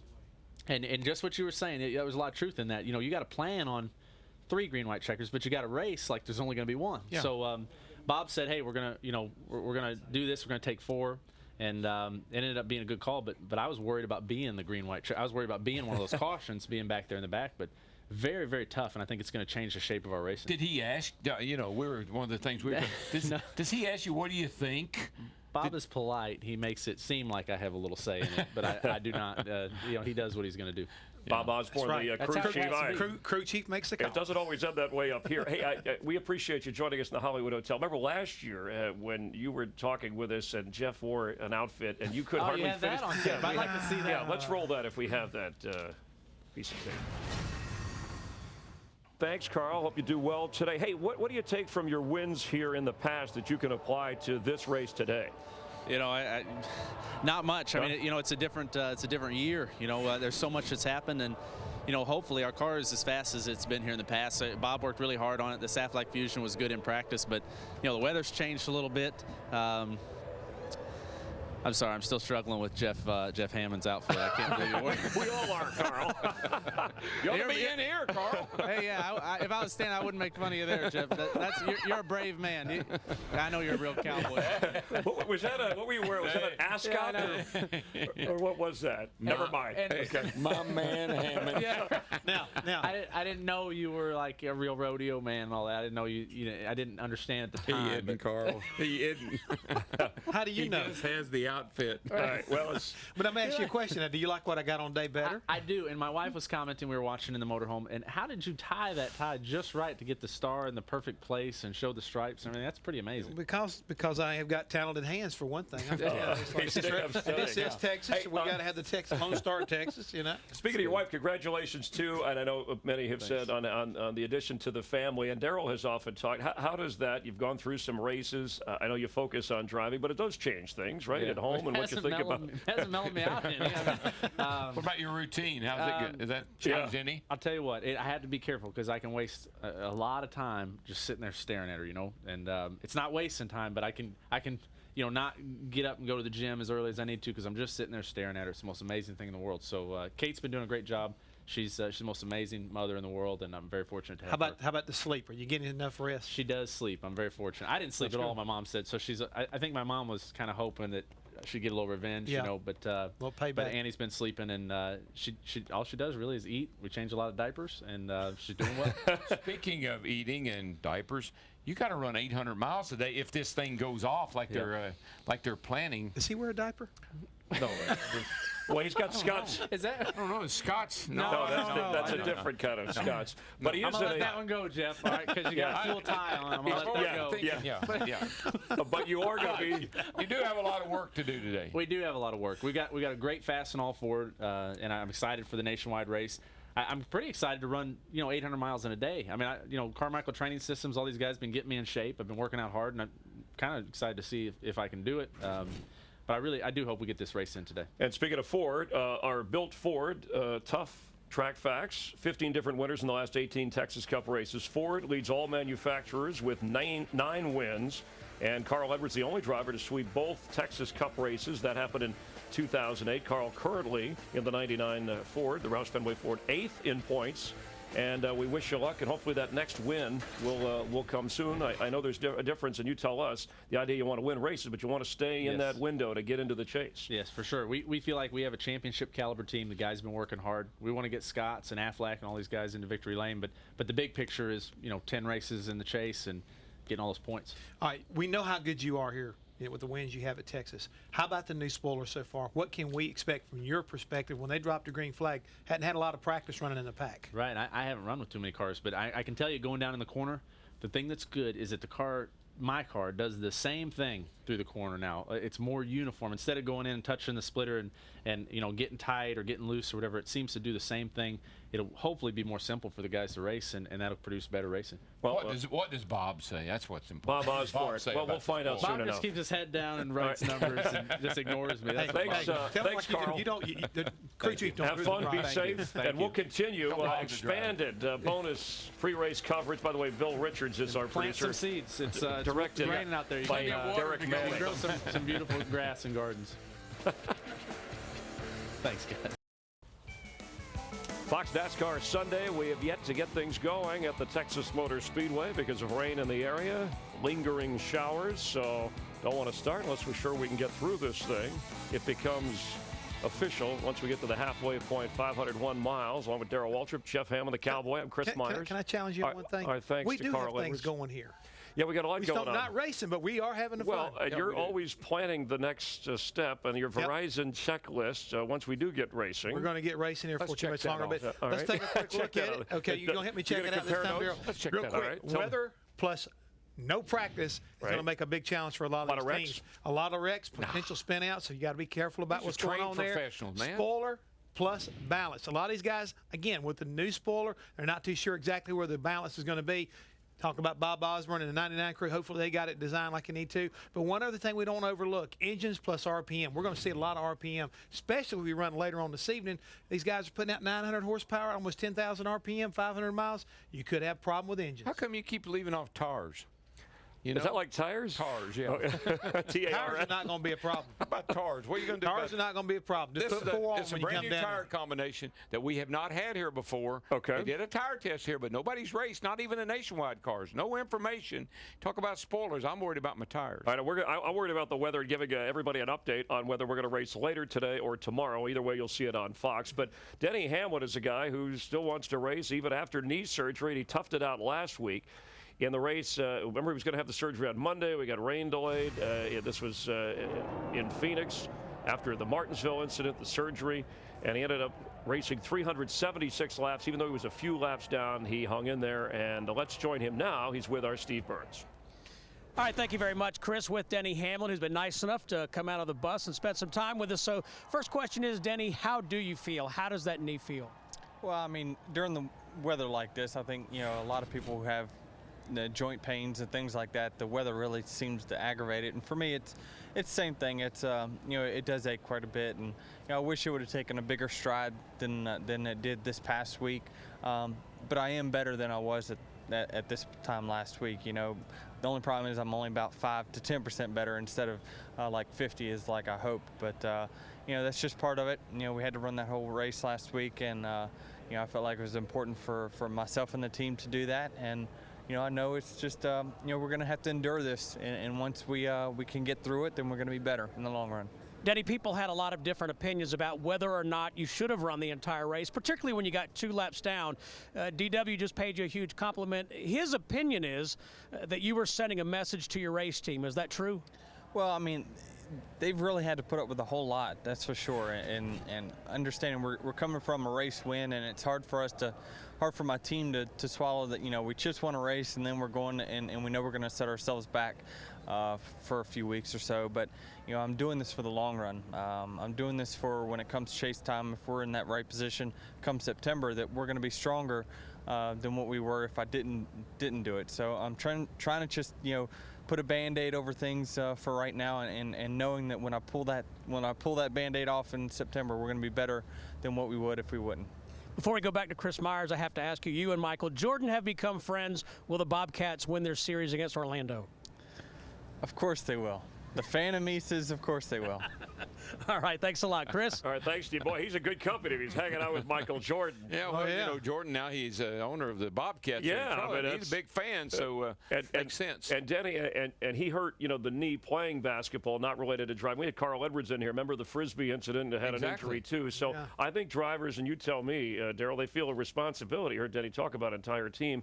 If it was my mistake, I want to hang in there and try to correct the situation. Yeah, well, you have to do what Denny did. You got to suck it up. I mean, you can't put a driver in a box and say, hey, man, you can't do this and hey, you can't do that. Drivers got to use a little common sense. Sometimes they get carried away. They get out in the lot, playing with the boys, and something happens. And the thing you got to do, though, Hammond, is you got to go play. You got to man up and you got to play get hurt. the job done. You got to play hurt, and that's exactly what Denny did last week. I mean, he was able to suck it up and go through that entire race. And again, he got my respect. Hopefully, in the long run, that the guys will rally behind him, and it will pay off in the end, Chris. But speaking of injuries, remember when I got injured trying to get you to the airport? Yeah, you're right. Oh man, it's a long story. I get injured every time I sit out by you. I have video of that. But no, Joe Gibbs, who he's dealt with football players and NASCAR drivers. He's won Super Bowls and championships. Ultimately, I think he understands the athlete, the mind of the driver. In any case, one of his drivers is standing by with our Matt Yoakum. And down here in the motorhome lot now, we're talking with Kyle Busch. Are we going to work on Operation Go Inside here? Yeah, go check this out. All right, Stoley, my cameraman, Dave Stolen, he's going to sneak up inside. What are we going to be witnessing? I think they're doing a workout video. I think they got scared. Now, what kind of, is that Zumba? What is that? Yeah, they're doing Zumba in the motorhome. So all they're doing is going online to YouTube and finding videos of it and then watching it and working out in the motorhome. So have at it, I told them. It's fun for you. So your fiance, Sam, and who else is up in there? One of her friends that she went to school with, but now live down here in Texas. So first time they get to see each other, and about twice a year. They're here last fall, but they're having fun. So good enough for them. All right, a lot of things to talk to you about. Catching up on last week, you had probably an e-ticket ride both races, didn't end up one night the way you wanted the previous night. How do you compartmentalize when you have good and bad nights like that on the plane ride home? Well, I mean, the biggest thing that we were looking for was another NOS bottle of gas at the end of the Cup race there. That would have been nice in order to make it the last two laps. But 22 ounces? That's about all we needed, really. So it would have been nice to have that. But no, we had a great race car here last fall. It was really a lot of fun, and Dave did a great job with the M&M's car then. And so we were looking forward to the Interstate Batteries Camry this weekend. We feel really good about it. Same with the Z-Line Designs car. And so we hope we can get it going, but looks like it's going to probably be tomorrow. Now, when you look at the Texas Motor Speedway, you had an honor on Friday night. You were honored as the 2009 Texas Motor Speedway Racer of the Year. You would think with all those wins that you had here, you could have afforded at least an outfit that matched, though. I understand you had some clothing issues. You had to piece together a Garanimals type outfit? Not that I remember. No. Well, I had a pair of nice dress pants and a nice collared shirt, but I didn't have a coat. So instead of just not wearing a coat, I put on, I don't know, what do you call it? It looked like actually a G.I. Joe military jacket. It was like a sports jacket. Well, I got my military guys out here right behind me, so they're all pumped up about it. Hey, at driver intros at Bristol, we were talking about a lot of different things, and you were stopped by Dale Earnhardt Jr., and you guys were joking around real quick about, being an owner and how much money you have to spend. Yep, there's a lot there, and he was messing around with me after the Bristol race when I accidentally got into Kelly Byers and spun him out. He goes, hey, man, this stuff's rough on the pockets. You're going to start to find out. I'm like, yeah, trust me, I know. I wrecked 2 of them in Daytona, our first race out, so I get the clue here. But, it's been fun to be in the ownership role and doing all that stuff. And, I will say that it hasn't taken anything away from my Cup effort. I know Hammond likes to say that I've got a lot going on with the fiance and getting married there and the truck team and everything there. But if you look at how we've been running this year, we've been running certainly a whole lot better. We had top 10 consistent cars every race this year. We just haven't had the 4-letter luck word to go our way yet. We're looking to try to turn things around and run a little better, finish a little better. We've running good, but really been proud of Dave. I mean, shoot, we ran the best I've ever run at Martinsville, had a shot to win the race. I've always just sort of snuck something out and finished 3rd, 4th, whatever, but finally was going to finish 2nd to Denny there. And then, just last week at Phoenix, who's come close to beating Jimmie Johnson at Phoenix in the last few races besides Mark being able to do it, you know, and so really felt pumped up about that, and the guy's been doing great, so we're really looking forward to get going. Well, good luck on double duty. In TV, we always like to put a period on every story, so let's go back up inside Stoli and take one more look just to see if they're still working out on YouTube.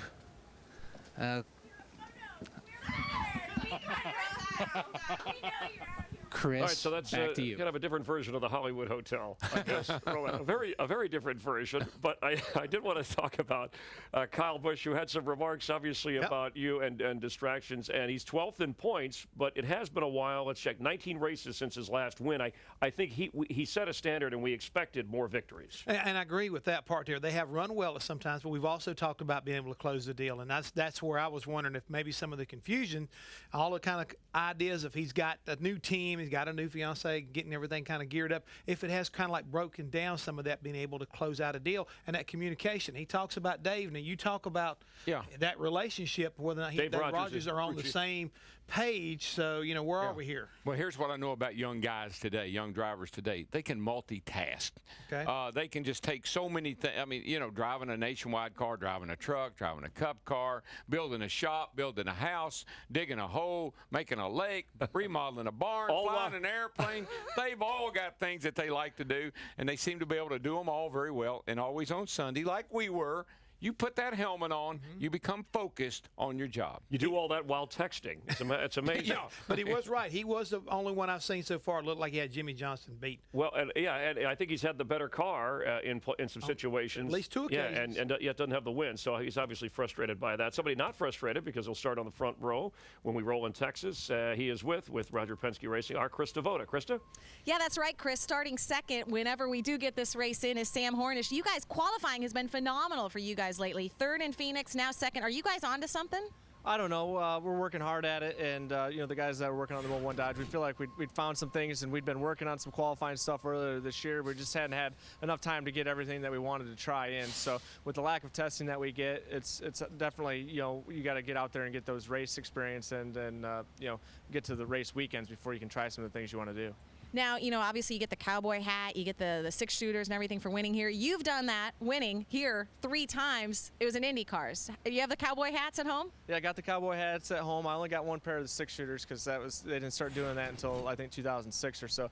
But I was really disappointed the other day about not getting the pole, and then I was super disappointed when I walked in, and I remember that, you know, you get the shotgun or whatever it is for winning the pole, and I'm like, man, I can't believe that we got that close to it and didn't get it. But, you know, I don't know. I guess I'd take another pair of six-shooters. That'd probably mean more to me. Now, shotgun, what would you actually go out and shoot with it, or just hang it somewhere in the house? No, I mean, if you look at those things, I mean, they're super engraved, and they've got like a lot of bluing. I mean, they're a piece of art. You know, you can't go out and play with it too much. So I don't know. I don't think I would take it out, but maybe eventually. All right, thanks, Sam. Yeah, Jeff Hammond would take it out and shoot varmints with it. And just so you know, we've got the truck here in the. I know, just long enough for the dumper truck to get here. Yeah, thanks a lot, Sam.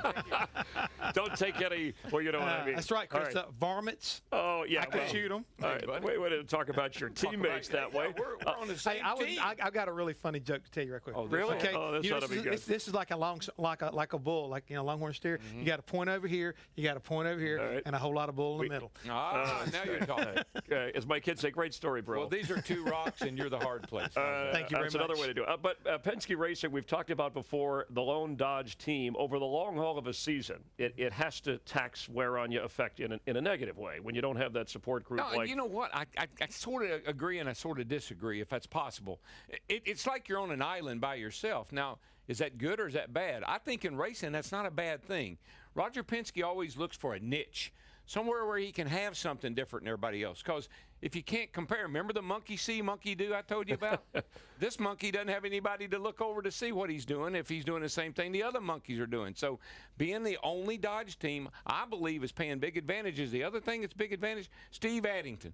He has added so much to that operation all the way around in their nationwide cars and their cup cars they're for real this year. Those guys are tough. Well, and the swap of crew chiefs with the Busch brothers, Kurt and Kyle, in terms of. Well, I think that's what he's saying right there. But I think also the addition of Brad Keselowski in that 12 car, I think has also been a big plus because I think he brings a dynamic that kind of sparks everything up. I mean, he's young, he's vibrant, he's the kind of edgy driver I think that Roger Penske wants in his organization. But I think that new blood also has helped kind of like move this program along. Well, and little Algar, he's a great addition in the Nationwide Series. He's got a lot of spunk and a lot of fire. So Roger Penske is a smart man. He's got a pretty good team right there right now. Open Wheeler pretty good too. Yeah, another good there, successful owner, especially the races here at Texas. Jack Roush, his birthday Monday, tomorrow. Roush Fenway Racing, one of his drivers who's had success here before he's won at Texas is Greg Biffle, and he's standing by with our Dick Berggren. Dick? Well, thanks, Chris. Indeed, one of the greatest drives ever seen here at Texas Motor Speedway happened in 2005, and Greg Biffle was behind the wheel of the car that won that race. In practice, well, you'd qualified in the 5th spot, but in practice, demolished that car, went to a backup, started dead last, passed everybody, and won it. How'd you do that? I tell you, it felt like Tucson Winter Heat Series. That's one of the drives I did there. But, you know, we had too much camber and blew out a right front tire in happy hour and unfortunately lost that race car and started at the back. And that car was just as fast. And I'll tell you what, this car this weekend feels just like that car. This car felt great in practice on Friday. And, you know, we got Post-it back on the car again. Post-it was on the car when we won in 05. So we're hoping that we can repeat that. So many not start in the back, though. Yeah, going to start in 3rd spot. And so many unknowns, though. Here you've got a tire you haven't run before. The racetrack is going to be green when we take the green flag. You got the spoiler on the back. You guys have not run in close competition with that spoiler. What are your biggest anxieties looking forward to this race? Well, just, you know, how the car's going to act next to another car, side by side. I got behind the 82 car in happy hour in Friday's practice a little bit. You know, it just made his car a little bit looser. Our car was still turning good. So I think that this spoiler is going to race better. And we're just going to have to wait and see. Hopefully this weather gets out of here. And by the way, why do they call you Dr. Dirt? Dirt track sprint car racing. Dirt track guy, yep. That's it, sideways most of the time. Speaking of sideways, Chris? That's not true, Greg. He's old. He was really there old. when dirt was invented. In fact, if the rain continues, they asked Dick to build an ark with his friend Noah. They were roommates in college. All right, I'm sorry. Greg Biffle. Move it here, Bill Richards, producer. Move along. Yeah, like we haven't been. Hey, he's getting a little old with that too. Oh, hey, that's probably the Biff. Because the Biff's a good man. I like all the things he does, even away from the racetrack as well. Roush Fenway Racing, Ford has not couldn't won. show you what it said about Hamlin.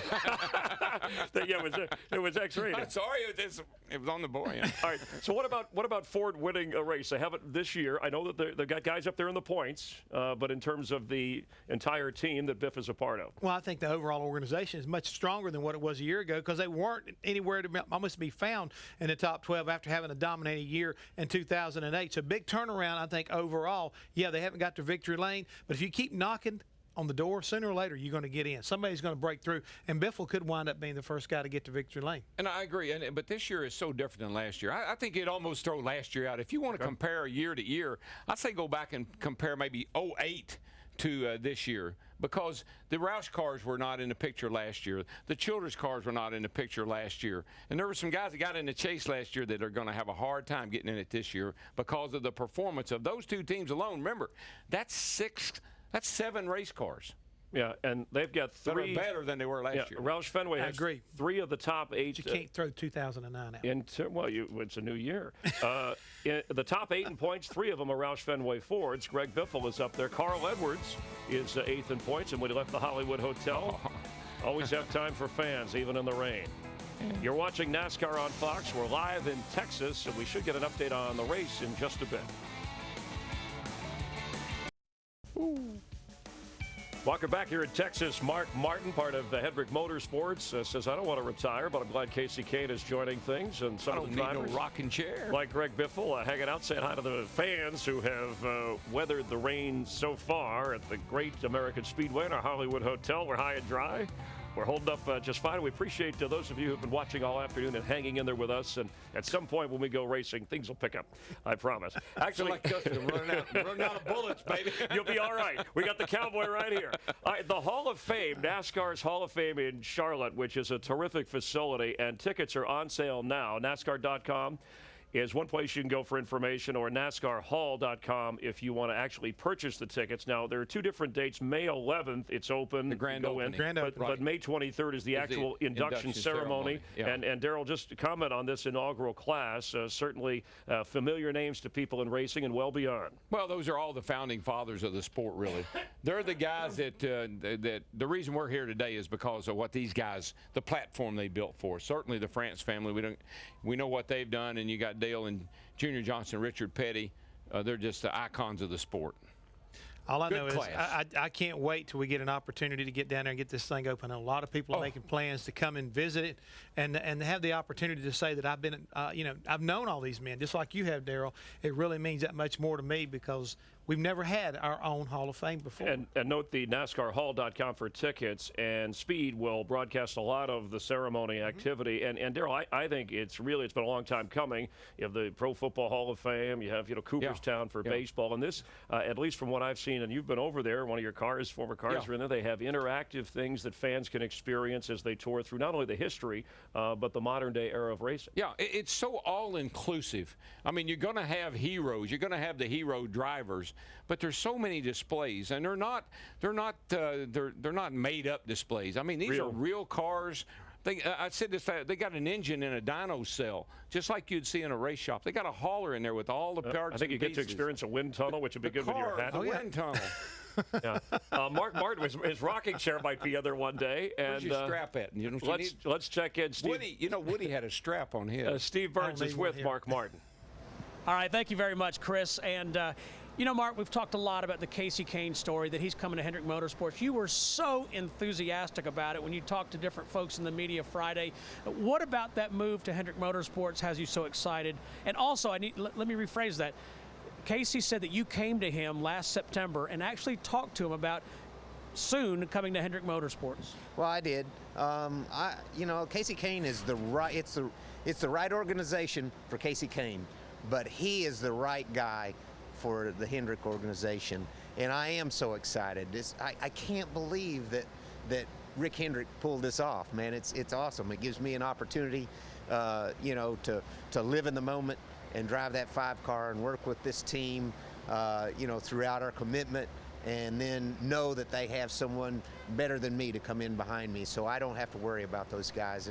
So it is really exciting, and I think it's the right fit for both parties.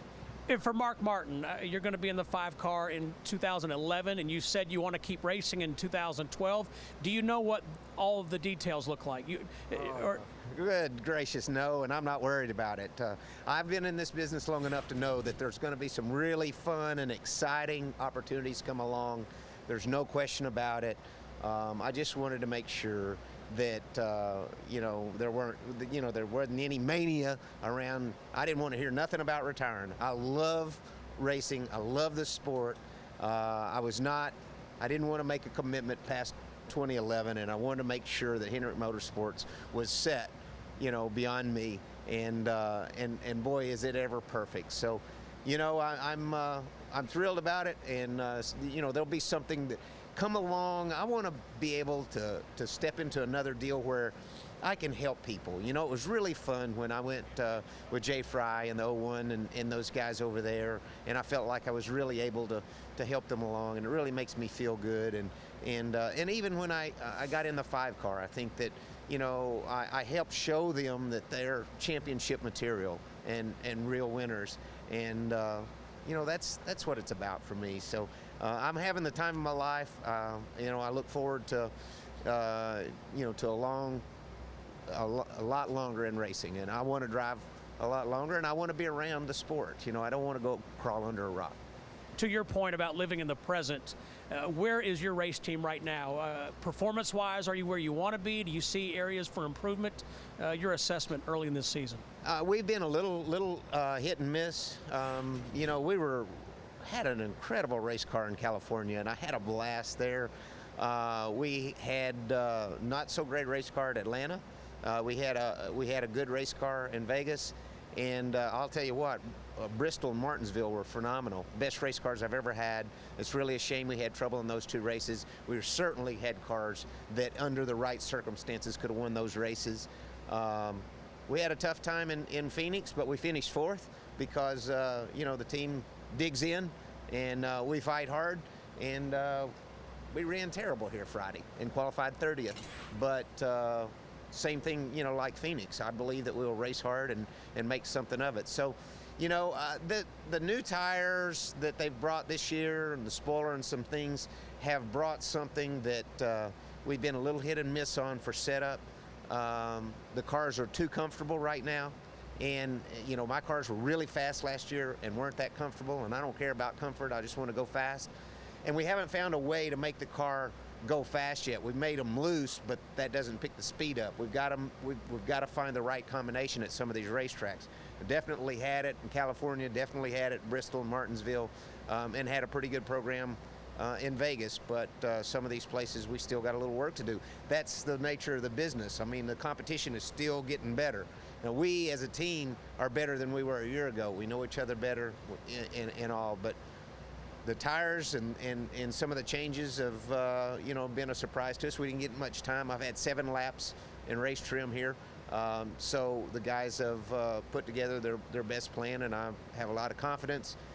We want to go out there and win the race for HendrickCars.com, and because they're on board this week, and I'd like for everybody to check them out online. Always a pleasure to talk with you. Thank you. Thanks, Mark. Chris? Thanks, Steve and Mark. 5 times a NASCAR Sprint Cup champion, runner-up. Man, that's got to be tough for a guy for all the great races and racing he's had over the years. We were talking while listening to Mark about Kasey Kahne, and you kind of theorized about the new additions with Hendrick Motorsports, but of the free agent drivers coming up on the market after this year, Kevin Harvick and Kahne certainly were the top 2. One of those has found a home. Yeah, and like Jeff and I were saying, now, because of Kasey Kahne filling a seat, most people looked at Stewart Haas as an opportunity for a 3rd car. But let's just say that no matter what happens, Jeff, if Kasey goes to Stewart Haas, that fills a seat. Right. If he goes in the 5 car and Mark goes to Stewart Haas, that fills the a seat. seat is still filled. So, I mean, the 3rd seat, as far as Stewart Haas is concerned, that would be that 3rd team that we keep talking so much about. It gives them an opportunity, I think, to get a good group of guys and really a great driver no matter which one goes in that seat. And all of a sudden, a guy like Kevin Harvick, who's been rumored to go to Stewart Haas, all of a sudden he may not have a place there for him. Yeah, so you had NASCAR, of course, you can only have 4 drivers with one team. Yeah, and that doesn't mean, Chris, they couldn't start that 4th team. Okay. But Tony has been very deliberate of not getting too big too quick. He wants every team competitive and every team to win. Now he's got the 39 car winning. Maybe we can get a 3rd team, but to jump to a 4th team real quick, I'm not too sure about that. But what if a new team was formed? What if Mark Martin Motorsports, MMM, all of a sudden showed up on the scene? That's another interesting. And you think your best? I know there's a lot of time with Kevin Harvick, but your sense is that he might form his own team. Will he stay with Childress? You know what? He has a great fallback position with his own company. Obviously, with their nationwide and truck success, that's a good operation. But I'm not sure that everybody knows. Anybody in that garage area knows. Everybody in that garage area knows. When you go from nationwide to Cup, that is not a baby step. Right. That's one big giant step. And it takes a whole lot more than it does to run a nationwide or a truck program to get into the Cup Series. So that's something everybody always thinks about. It's like walking off the edge of the Grand Canyon right there almost. At these, during these times. We have a requested word. Fans are wondering, we're wondering from NASCAR, they have to take in the weather consideration versus running it today, tonight, or what's left of today at Texas Motor Speedway. And we hope to hear from the people up there making the decision whether the race is run today, tonight, or at some point tomorrow. Let's check in with the winner of the first race ever here at Texas Motor Speedway, a multiple winner, one of only 2. He is standing by with our Chris Devoda. Krista? That's right, Chris. We're talking about Jeff Burton, a 2-time winner here at Texas Motor Speedway. And something really interesting, the first time you won here, the celebration was so big, your first win. What happened in Victory Lane? I understand you lost something. I lost my wedding ring, which was not good, but I think actually Eddie found it. I think Eddie Gossage found it, if my memory serves me correct. But it was it was found, and I stayed out of trouble, thank God. I was going to say, how much trouble would you have been in with your wife at that point? She's pretty forgiving, but that one might have put her over the edge. Well, I know things have changed a lot at this track. The first time you came here, you did a pace ride in a rental car. How difficult was that, especially compared to your race car? When we rode here the first time to race, we all got, we always drive around a track in a rental car to see what it's like. And I almost hit the wall coming off turn 4. That's a true story. And I thought, now, you want me to do this in a race car? I mean, it was amazing, the racetrack. And, to the racetrack's credit, they put a lot of effort and money into getting the track a lot better, and actually have done it twice. And this is a beautiful facility, and just the track wasn't what it needed to be. And they were in denial for a little while, but they ultimately fixed it. And this has turned into one of the tracks where we get so much fan support. The fans are always excited about us coming here, and we've had a lot of good races here. So it started out pretty ugly, but it's turned into a great place. Well, speaking of ugly, and the reason I say that is to people at home, you look at this racetrack and they think, okay, cookie cutter, it's like all those other mile and a halves. But you talked about how here the entry is, I think you said the entry is odd, the rough is middle, and the exits are totally different at 2 ends. Yeah, this is a really difficult racetrack because I don't even know what it is, but the corner entries here are really odd. The way the banking starts is different here than everywhere else we go. The entry to 1 and entry 3 is a lot different, which we have at a lot of racetracks. The middle of the corners of both, especially 1 and 2, is really rough. And the exit of turn 2 gets really tight, leaving there. It's a really tough racetrack, especially the speeds we're running. We're really running fast around here. I stood up on the trailer during qualifying on Friday and wish I hadn't done that. I couldn't believe how fast those crazy people were going. This place looks fast, and it really is fast. But I think today you'll see a really interesting race because, with the spoiler, we really don't know what's going to happen. Nobody really got the kind of practice that we're used to getting. It's going to be an interesting race. I think the guys are messing with us back there. They keep poking their heads out. But you talked about race car drivers being crazy people. You're one of them, but we're going to throw it over to our craziest person, and that would be Dick Berggren. I like Krista's hat. That's just absolutely perfect. Have you seen that? You got a hat a lot like mine, so maybe this is finally catching on. Joey Logano, 19 years old. You are at an age where the majority of people your age are more worried about acne than how to win races at 200 miles an hour. But you have matured so much in the last couple of years. Here you are already 11th in points. What has happened that has brought you on so quickly? Experience. That's the biggest thing that's helped me out the most, I think, and me working with the team, and everyone's been helping us a lot lately with the Home Depot Toyota, and I'm just pumped up about running up front again, and doing what we need to do over here, and it's a blast. I tell you, it's from running from last year and getting out of the car maybe 3 or 4 times, being happy and being mad all the rest of the times I get out of the car. This time I've gotten out of the car quite a few times this year, so and being happy. So I'm pretty pumped up about this year and being 11th in points, and we keep plugging along when if the track dries up and we get out there. It's going to dry up. I hope so. If it does, I got a long day ahead of me because I got to start in the rears to change the motor, so that's going to be a long day for Zippy and the guys, but we'll plug through it. And I got the Nationwide car, so I got a lot of things going on. Have you ever done that? 2 cars, 1 day, 500 miles with one, 300 with another. That's an awful lot of driving. You ain't kidding. It's going to be very long, but we'll see. I think I can do it. If there's a track, it's better doing it here than it would be like Richmond or Martinsville or something like that. I'd rather do 2 races here at Texas for sure. Tell us about the speed of this place. This is one of the very fastest of all the tracks where the NASCAR Sprint Cup cars run.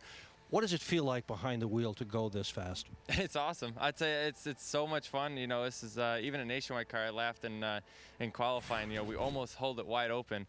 And after 2 laps, I was huffing and puffing inside that thing just because I was holding my breath or something. I don't know what it was, but you really focus in that much more, and I guess you're going fast. And, you think about the Nationwide car, we're not lifting, so we're going about as fast in the corners we are down the straightaway. So it's a fast track, a lot of banking, and, a pretty long corner, so it allows us to carry a lot of speed. And at the same time, it's kind of wore out, so you're slipping and sliding at the same time. So it's a lot of fun.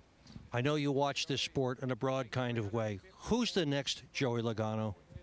There's a few. I mean, you look in the Nationwide Series right now, there's a lot of drivers up and coming. There's a lot. Brandon McReynolds is one of my good friends, Corey LaJoy. I hang out with them a lot, and you see how much harder it gets day by day trying to get to the Sprint Cup level, and I think it even harder. I think when a lot of people see how I did and got into it, and it took me a while to get used to the Cup car. I think it gets harder and harder to find sponsorship with the economy the way it is. So I feel like I made it right there at the end, but I feel like there's it's not getting any easier, but I feel like there's still a chance for those guys. Brendan McReynolds, Larry's kid. How good is he? I think he's good. I'm going to run against him for the first time. We used to run against each other in Bandoleros back in the day when we were young bucks. And now I'm going to run against Denny Hamlin's foundation race at Southside Speedway. He's going to be up there. He actually tested up there yesterday. I was giving him a hard time about it. But so we're going to run against him for the first time in forever, and we're going to have a lot of fun. There's going to be a lot of guys up there running the charity race, so it's going to be fun. So when you get away from the racetrack, you hang around with other kids that enjoy racing. That's basically what my life is. It's racing. I don't really have a life outside of racing. I decided we're always at the go-kart track or running around, and so we keep busy, but mostly it's all racing for me. There's a life outside racing? I didn't know that. Apparently you haven't found that yet either. Indeed, I have not. We wish you well here at Texas Motor Speedway. Thank you. All right, thanks, Dick. All right, thanks, Dick. And Joey, he's got a championship smile, Joey Logano. I mean, he'll be 20 next month. His birthday's May 24th, I believe. Chris, this time last year, the kid was standing there lockjawed. Like he was just, real tight, uptight, uncertain. You see a whole different attitude here today. Look at that confidence, that smile. Last year, I think at this time, he was somewhere in the 30s in the points. This year's the 11th. He's accumulated so many more points than he did last year. That's a young man that's got a brilliant future ahead of him. But the thing is right now, Chris, you got to understand something. He was tabbed and found by a guy that we've already talked about being an owner, Mark Martin. Mark Martin saw this talent. He was kind of developing it down out of his shop out of Florida, and so he had a lot of influence as far as getting him the experience. There you go. That makes him look 100 years older when he puts that on. We're kidding. It looks like now show a picture of Dick now. That'd be the funny one. Professor Berggren. He gets carded at Dairy Queen. But Darrell, you wanted to talk about crew chiefs before. We were talking about Mark Martin. Well, we were just, as some of the other changes. Joey there, you just think about Mark Martin and Alan Gustafson. They got a great relationship. They really respect and admire each other. If Mark did want to do something, I'm sure that Alan would do a lot like what Darian Grubb did with Tony Stewart. Rick would probably say, you guys go over here and y'all do y'all's thing. And you also got to remember, Kasey Kahne and Kenny Francis have been together forever. And that is another great combination. So to keep those good crew chief combinations together, like Chad Knaus and Jimmie Johnson, there's a lot of symmetry in all those situations. Speaking of Chad Knaus, have we gotten an update on his contract status? I know because we had this Kasey Kahne thing happen, now everything's moving fast forward about who's unsigned, what's going to happen after this year. I don't think there's anything to worry about. I haven't heard a whole lot, but I think that Chad's happy and they're working in the right direction so far. You couldn't ask for a better year to be in a contract negotiation situation. You're leading the points. You've already won 3 races, and everybody's already talking about your 5th championship. So I think somewhere along the line between now and probably Charlotte, there'll be an announcement he's signed on board. We know he's a smart crew chief. He proves that every week. Now we'll just find out how smart he is overall, because he better stay where he is. Don't worry about that. He's a smart guy. He is a smart guy. He's a smart guy. And the race, we're going to have an update here in just a couple of moments. You keep telling me that. I know it. I'd like to know who is he talking to that we're not. I don't know. I hear voices. Oh, really? and they are just After I get done in here, I hear them too for hours.